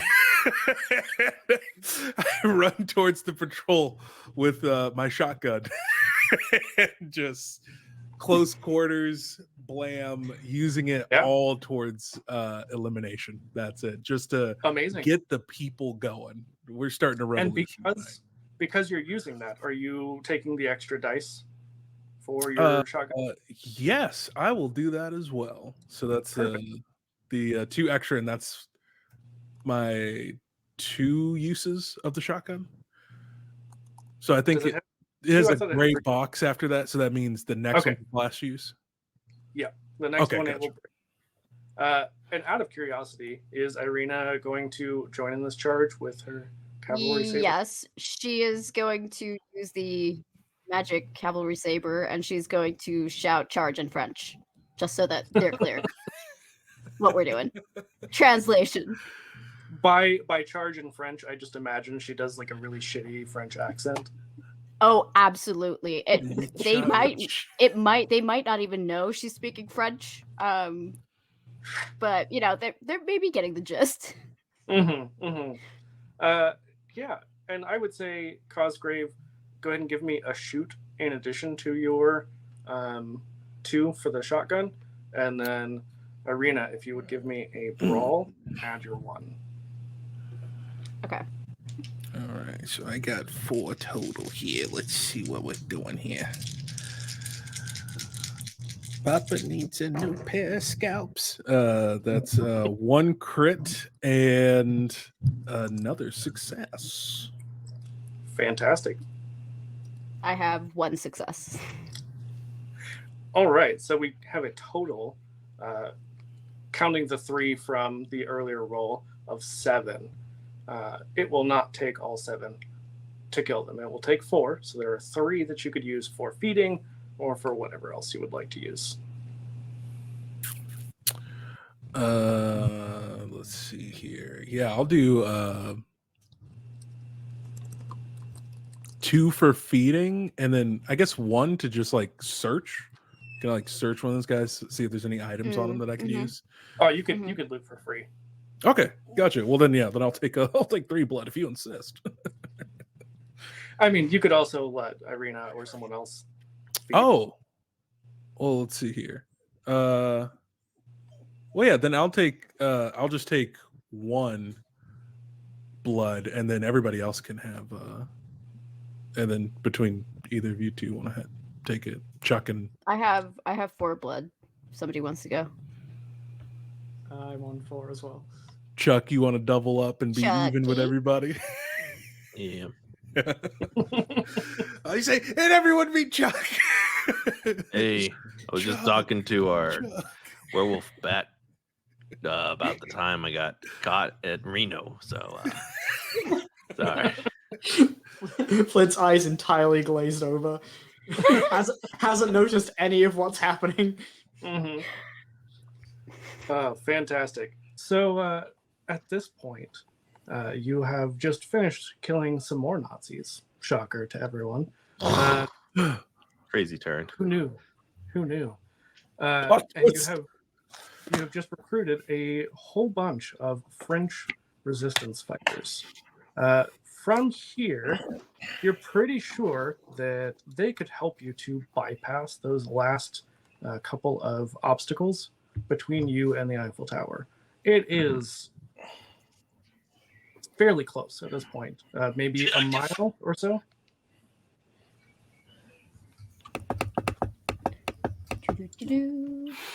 Okay. So let's see here. So the ammunition and vehicle depot. I mean, if you're gonna lead a small little army, I mean, We need to arm our newfound friends. I mean, we're pretty much a full send group, right? I mean, we go in there, get what we can. I mean, at this point, you all have a pretty good amount of stuff you've already gathered and blood points. Mm-hmm. Mm-hmm. I mean, I'm not saying that you can't go hit that, but I also think that leading the resistance to that depot would allow you to bypass it pretty easily. Well, let's just take the resistance on a field trip. Eh? Yay! A little excursion. Field trip. Mm-hmm. Get them active. So what is the plan? We use them as a distraction to get into the depot. Oh, you're going in? Should we? Well, I mean, what do y'all think? We rush it. We just Guns ablaze. Well, guns and fists ablazing, and fangs a showing. Yeah. Oh, I mean, you're more than welcome. You can easily get into this depot. I just wanted to give you that option if you wanted to bypass it, but we can go for it. Honestly, with their assistance, it's not going to be too terribly difficult because, as it said, there are dozens and dozens of them. They're not all armed, at least not with guns. But They will be after this. Exactly. It does not take very much for you to take over this depot. Once you do, you find, let's see. Ooh, amazing. There is a Volkswagen. I will let whoever tell us what kind of Volkswagen, but at this point in time, it's probably a Beetle, if we're being honest, because they didn't have a lot of options back in 1943. But it is souped up and bulletproof. Sounds good. Can we all fit in a Beetle? It's a little cramped, but Where's Flint go? Dragging it. Speed bumps are going to be a little bit difficult in there. Does one of us have to go on the roof? Chuck will go on the roof. Okay. So we've got ourselves a Beetle, small battalion, armed now. Yeah, they now have firearms, grenades, and other similar weapons. Nice. Can I get more explosives? Sure. You find another little like rod of the explosive that you found earlier, the glowing green explosive. Is there anything for Cosgrave? He hasn't found any items yet. It's a good point. Let's see. I mean, technically, if you're the one driving, the Beetle could be yours. What would Cosgrave be looking for, if anything, in particular? Oh, sorry, I had a bit of a connection issue there. Oh, no worries. What would Cosgrave be looking for? Something he can use while being sneaky. Like he has his knife, which he can use while being sneaky, but just anything else he can use while being sneaky. Let me see. Just gonna make something up real quick. I think that you could probably find another, not really a knife, more of like a bayonet that you could attach to your shotgun.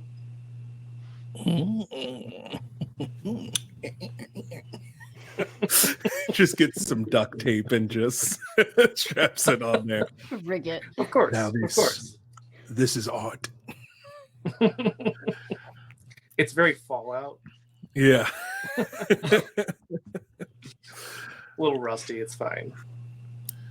All right. I mean, we got a vehicle. So do we want to take it straight to the Eiffel Tower, leading our squad? Let's see here. I'm down with that. Yeah, I don't see any reason not to just rush the tower now.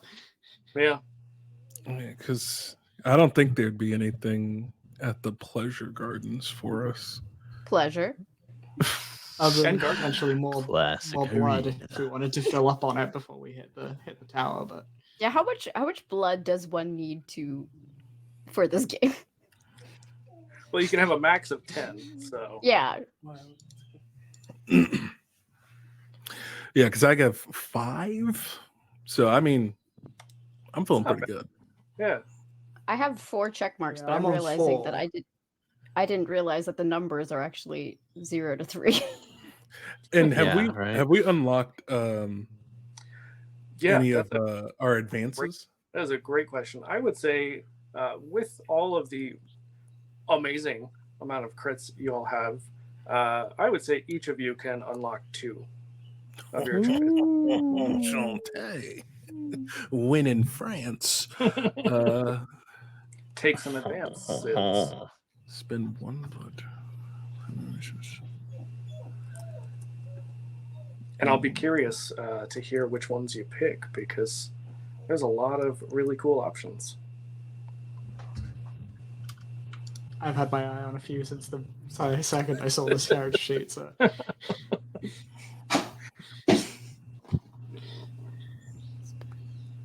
Yeah, which two is Flint taking? I'm taking ooze form and bone armor. Amazing. I love ooze form because you get to squeeze through gaps. You just become goo and Just become goop. Yep, just go right through. I love the fact that one of the descriptions of potential actions is just glop around. It speaks to me in my soul. Just Yeah. glop about. Amazing. Cosgrave is going to take Memory Rot and Death Burst. Oh, okay. So let's see. Memory Rot. Spend 1 blood to remove or implant memories. Oh, interesting. And then Death Burst. Spend 1 blood to curse a Nazi within arm's reach to explode when they die. Damn. Ooh. Okay.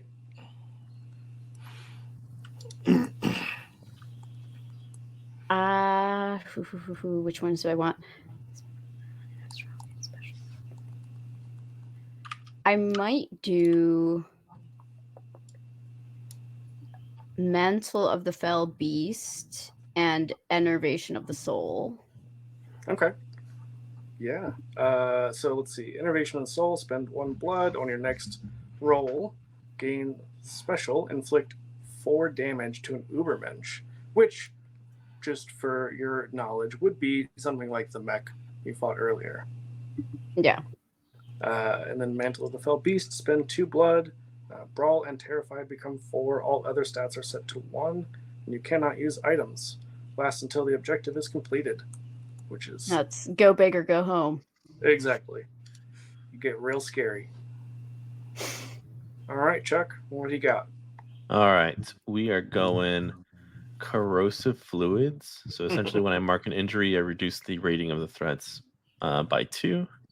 Hell yeah. And then lashing tongue, spend 1 blood point. Your strong prehensile tongue extends several yards out of your mouth. Damn. Plus restrain. That is fantastic. Yep. All right. So, Cosgrave, with your blacked out beetle, it does, very James Bond style, have 2 machine guns mounted in the front. Tell me how you advance on the Eiffel Tower. There are a lot of Nazis between you and said tower. I think we advance the only way we know how in this group, which is straight through the front door, Tokyo Drift style, like drifting and then just letting Flint out like the Hulk, but specifically making sure we're barreling through a gate so that our little battalion can come through with us, and we're just Tokyo drifting and shooting. It looks something like out of Twisted Metal. Absolutely. I love that. And we've got to hydrate. Thank you, Kayla, for making sure that we stay good and hydrated. As we drift, Irina is going to stand so that she's partially out of the vehicle. She'll take 2 puffs of smoke, of course, before she does this. And then she just holds her cigarette in her mouth, and she takes out her rifle and she starts shooting people as they drift. Amazing. Yeah, I would say that counts as elevated. Yeah, she's standing up. Like she's like car plus Irina is elevated in her position. Go for it. Give us a shoot roll. And Flint, are you being launched out of this car intentionally? I think as we approach, Flint is mysteriously absent from the car, as I am going to spend a blood at the top of this scene to use wings and just be flying above the car. Amazing. strange prehensile wing fingers, screeching need like to- a strange creature. Well, like a bat. Well, yes, like a bat. Or a wolf. Do I need to or roll a bear, anything or for whatever my Flint is. crazy car antics? You know what? Let's do it. Yeah. You tell me. What do you want to use here? Because there's a lot of good options. Can I use my knowledge of the vehicle of drag racing in East London to maneuver around and swerve and bash Nazis with the car and shoot at the same time? I will 100% allow that. Fantastic. Nice. All right, so that's a fix. Come on. Papa needs a new pair of wheelies. That's 1 crit and 1 success. Okay. Yeah. You absolutely. I think you said it very well. This is twisted metal, 100%. But no one else is in a car, so you are just splattering. So we're winning. We're just straight winning. There's a little bit of traffic, Chuck. All right, and Lissa, how did you roll for Irina? I've rolled amazing. Listen, there's 3 successes and 1 crit. Damn. Okay. How are you spending your 5 successes then? Let's pull up the sheet. It's not that page. 32. 32. Yes, found it.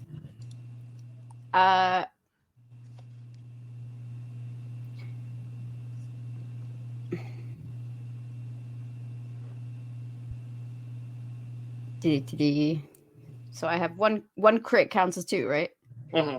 Yeah, so you have 5 total. I have 5. Okay. I will let you know. I will still let you feed because you're hanging out of the car. You can grab however many Nazis and eat them while shooting. Yes, then I will I will do 2 to feed just in case. 2 to advance the objective and 1 to eliminate a threat. Perfect. Yeah, no, that's fantastic. So you gain 2 blood points. I think probably from the same person. You just drain them a little bit extra. But I'm just picturing you like biting down on their neck while you're also shooting. Yes. and also have the cigarette in my mouth. So like who knows how that works? She's mastered that somehow. Feeding and having a cigarette at the same time. Yeah, People who can talk with cigarettes or lollipops in their mouth and it doesn't fall out. Yeah, it's impressive. It's a skill. Yeah. Chuck, what are you doing? I'm on top of the roof of this vehicle, if I'm not mistaken. I'm gonna use my new ability, and I'm gonna spend a blood point. I also have to spend 1 at the start of my turn because I'm full of holes.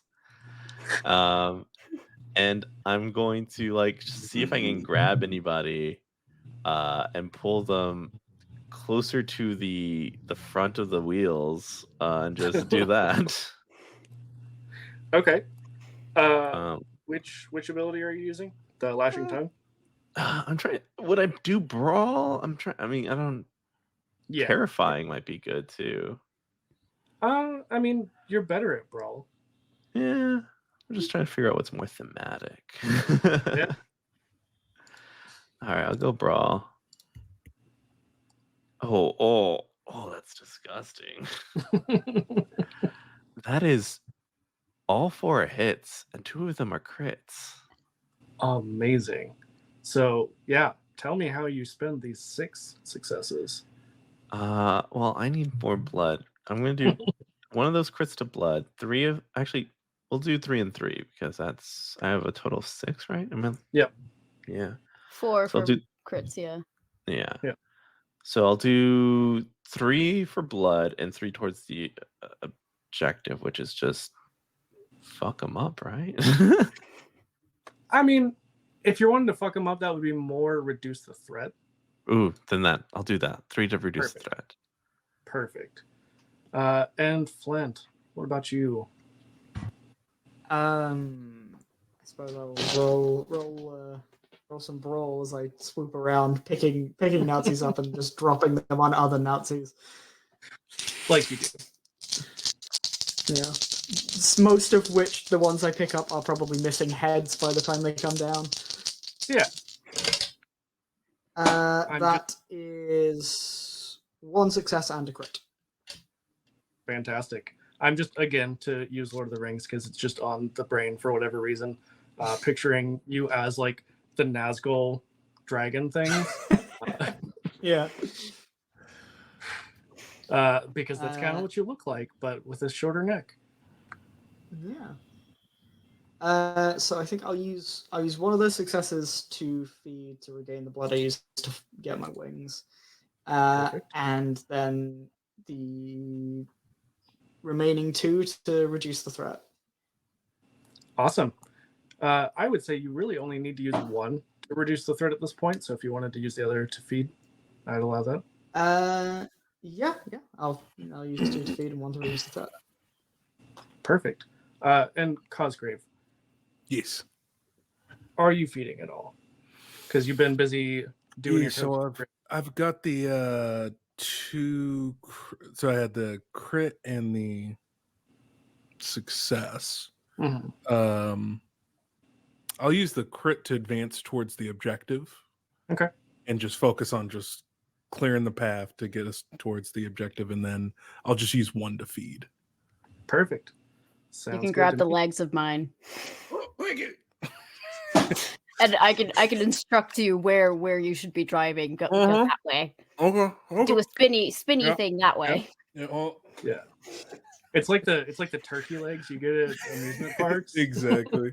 I'm just putting it in like the cup holder while I just put it in reverse. 1 second.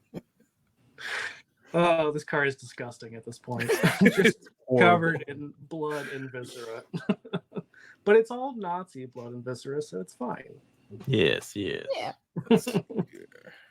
So you all have made it to the base of the Eiffel Tower. The elevator is not currently active. It appears that the only way up is to climb. What ability is that? Oh, well, fortunate for me, I'm going to spend a blood point to do spider climb. Or I don't think it's called spider scurry. Even better. Yeah. I would say, as silly as it sounds, probably brawl, because it's still a physical kind of test. Okay. So I have a grappling hook, so I will probably You also use have that wings. if I can. I do also have wings, but I'll if I can use it to aid anyone who might not have as good a brawl for this climb. Flint will probably hook a grappling hook somewhere and just let the line fall down. Perfect. Okay, I've got a pitch here. Okay. Imagine this, if you will. Sold. I open my bottle of ghosts, right? And I focus my arcane energy and commune with these ghosts and become one with them for a brief moment to allow me to help phase through the walls to help climb up. Absolutely. Fantastic. So that will be... That was kind of how I interpreted it initially. I hadn't thought about like how you used it earlier of them passing through. Yeah. I just full on like Shadowcat from X-Men.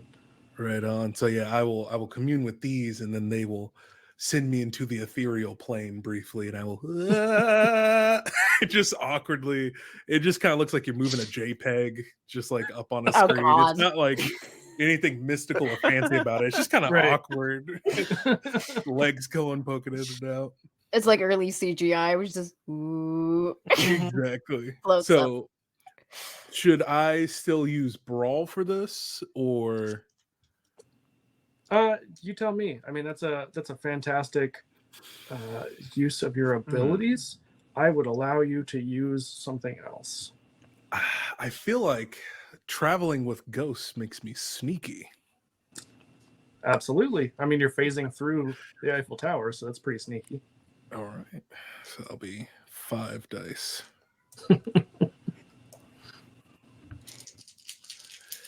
Spend that cash. All right. So that's 1 crit and 2 successes.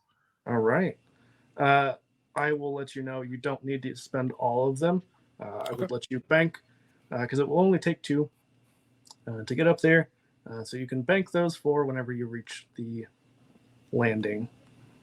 Gotcha. Yeah, then I'll use the 2 successes and save the crit. Perfect. All right. Who is next? I think Irina will accept the help of Flint with her measly 2 brawl. Perfect. So the grappling hook. I enjoy the idea. The grappling hook would be a +2 because it's the Eiffel Tower is definitely more than 3 stories tall. But I think I think it hasn't occurred to Flint that they could just pick Irina up, and this seems like the most helpful thing they could do. Yeah, you fly over, put this grappling hook on, and drop the rope. Amazing. Perfect. No notes. All right, Lisa, if you want to give us that roll, brawl Yes. +2. Okay.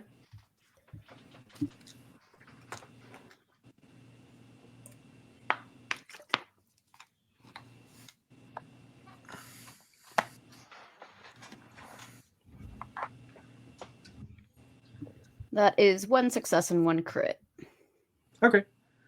So again, you could bank one of those successes for whenever you reach the top, for whatever you might need it for.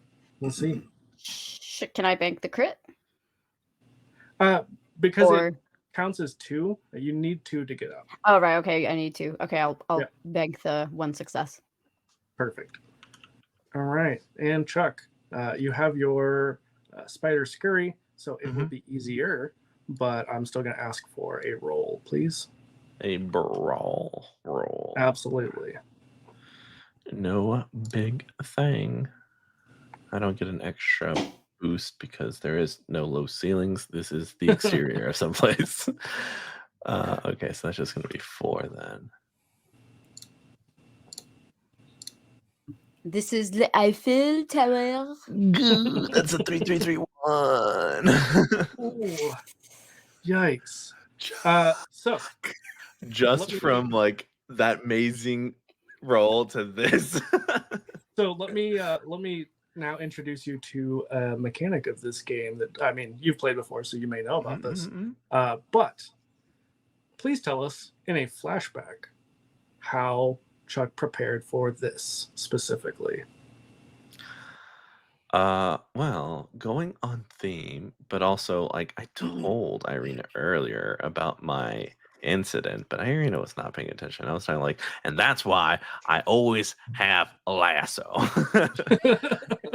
As I somehow the scurrying just like a gust of wind just like pushes me like I just immediately and I lasso back onto the Eiffel Tower or onto Flint or Arena. I don't know. Whatever we want to visually do, because I think any of those would be great. Yeah, that would be amazing. So, yeah, go ahead and re-roll. Come on. You guys are just going to have a chain of people just... All right. I got a 6 and a 4, and then I got 2 more 3s, but there we go. We got some successes. You only needed the 1. You got nothing banked, but you got your 1 success. Yep. Oh, that'll do. All right. So you all eventually make it to the platform, and you do see that Hitler is here. And immediately seeing you all, you would think, because he's considered to be a charismatic leader, right? That maybe he would monologue or do something along those lines. He does not. He immediately runs and locks himself in the bathroom. But Okay. before you all can act, you all have made it onto the Führer's Zeppelin. It is, in a word, sumptuous. In another word, airborne. It is a repurposed dirigible that has been outfitted with marble, silk, gold, and mahogany. Grand staircases lead to a mezzanine level, loaded with Hitler's own paintings, all of which have no artistic merit whatsoever, because they're ones that he made, not ones that he stole. Because it is known he is a shitty artist, and that's the whole thing. As well as treasures plundered from throughout Europe, Northern Africa, Tibet, and Nepal. While you all are looking about, you see that there is a man, fairly nondescript, but you hadn't noticed him initially. And he just smiles, and you see that immediately his clothes start to rip as his flesh expands and hair rapidly grows. And you can see he sort of bends over almost in pain, and you can see along his spine, it looks like there are canine teeth implanted in his back as he becomes a hulking werewolf. I didn't even know they had werewolves. That's all news to me. Irina just looks at it and goes, "Is that a dog?" I think so. No offense. Flint, do you know? Flint, do you know? I'm not trying to assume nothing. You know what I mean? That's what we're asking. Yeah. We didn't want to. Yeah. It'd be weird if we didn't. Flint is immediately teeth bared, hackles raised, squaring off with this werewolf. Like this is a threat to his place as group dog. So they're sharing territory. Are they sharing though? That's the question. Well, somebody's in somebody's territory. Yeah. So we do have some banked successes. So why don't we go ahead and resolve those? How do we want to spend them? I know, I believe we had 3 for one of you, and at least one. Yeah. I had 2. Okay. So 3. Flint, did you have any banked? I didn't roll because I was flying around. That's valid. Okay, so we have 3 successes banked. How would we like to allocate?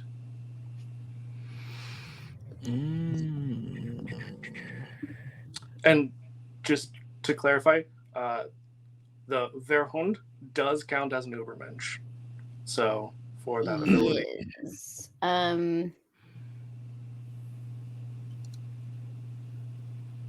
Let's see here. We could use 1 for me. To eliminate a threat.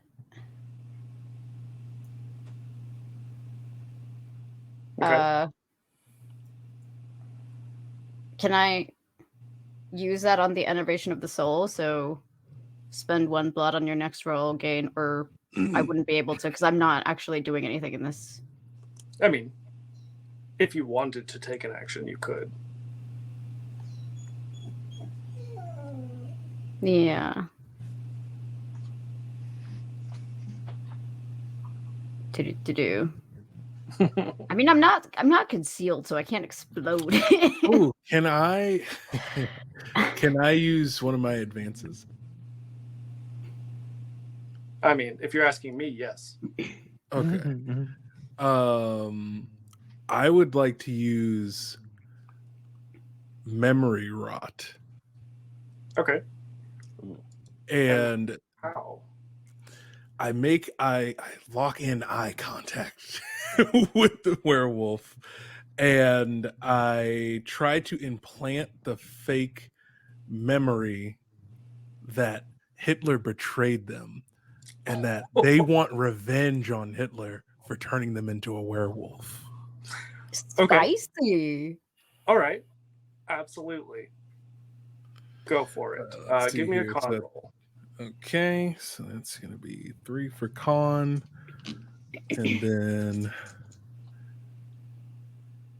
it says I'd get a plus for you were never here, but it's kind of hard to do. I'll still allow it. Okay. We're reflavoring it a little bit, but yeah. Let's see here. So we got 4 here. All right, that is 2 crits. Ooh. Okay. So it seems to have somewhat of an effect, but not fully convince this Verhund. We do still have those other 3 successes, so I don't want to do too much with that until we resolve some of those. Okay. So, Irina, are you using your special? Yes, I will use my special. And since I probably need to attack it at the same time to do some kind of damage, I guess I'll use the saber to charge at it. Okay. Absolutely. And then spend it on inflicting 4 damage to the Ubermensch. Yeah. So go ahead and roll your brawl. Okay.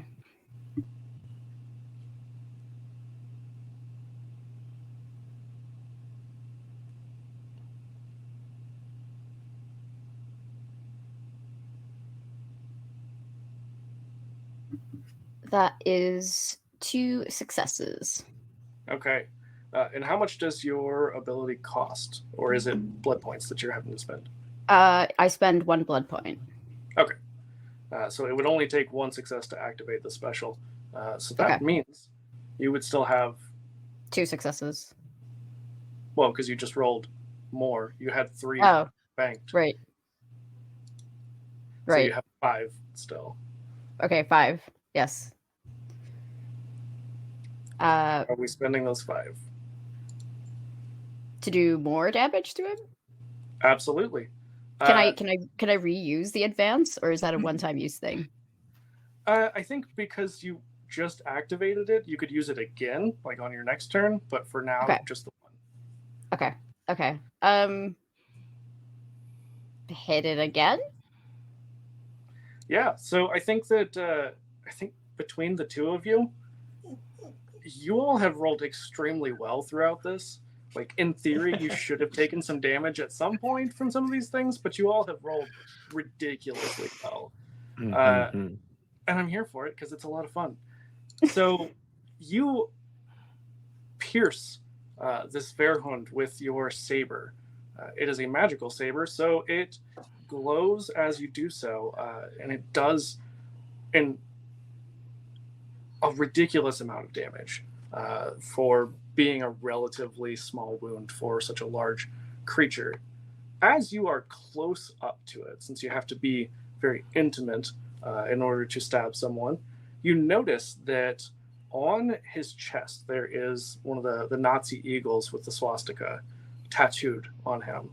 You also see that there are like spikes protruding from his skin on his chest and arms. You also see that there are like tubes coming out of him, and he has like tool belt with skulls and things from it.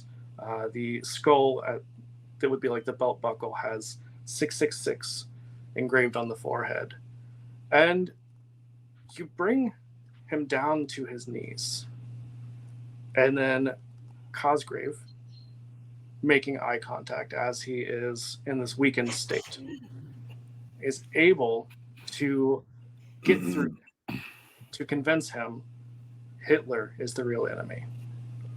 And standing up, not even touching the sword, just stepping back so that it pulls out from him, he goes to Hitler's bathroom that he has barricaded himself in, rips the door from the hinges. I give him my microwave gun.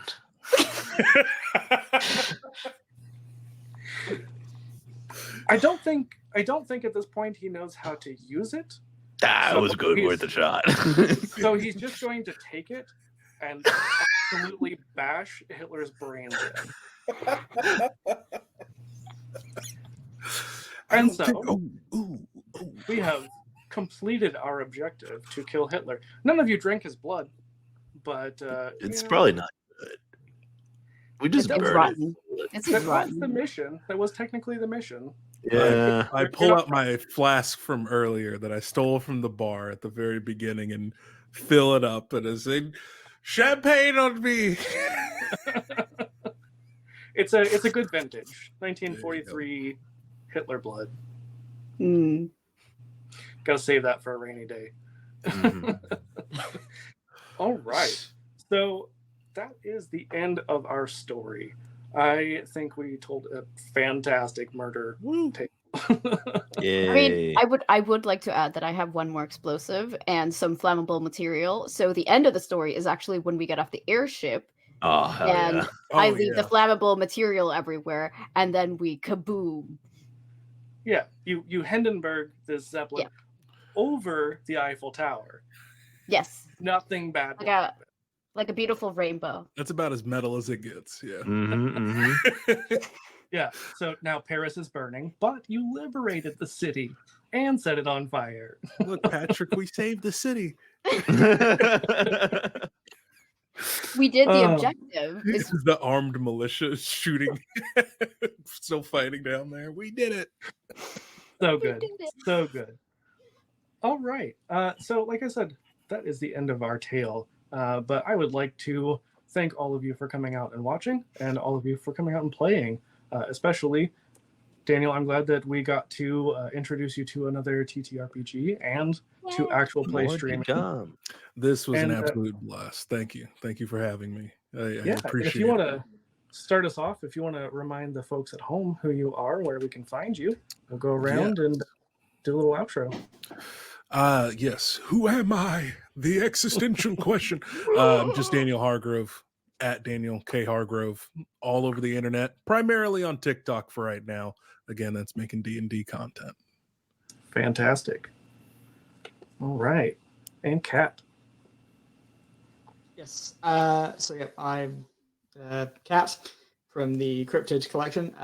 Find us on various platforms. I think we're primarily on Threads at the moment. Just under the Cryptid Collection is where you'll find us.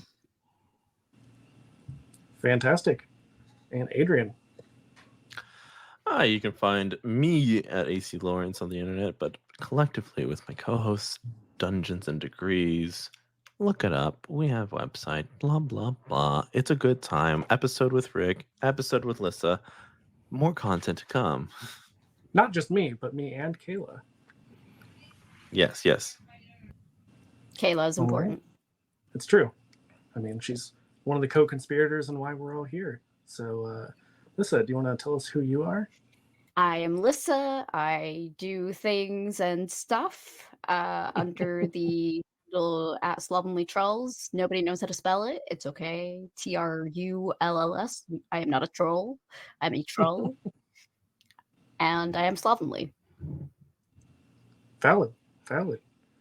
All right. And yeah, so just to remind everyone at home, we have been here raising money for the Trans Empowerment Project. That is the reason why we're doing this. Also, because it's just fun to kill Nazis. I mean, that's just a bonus, right? Yeah, so all through the month of June, you can donate to our Tiltify.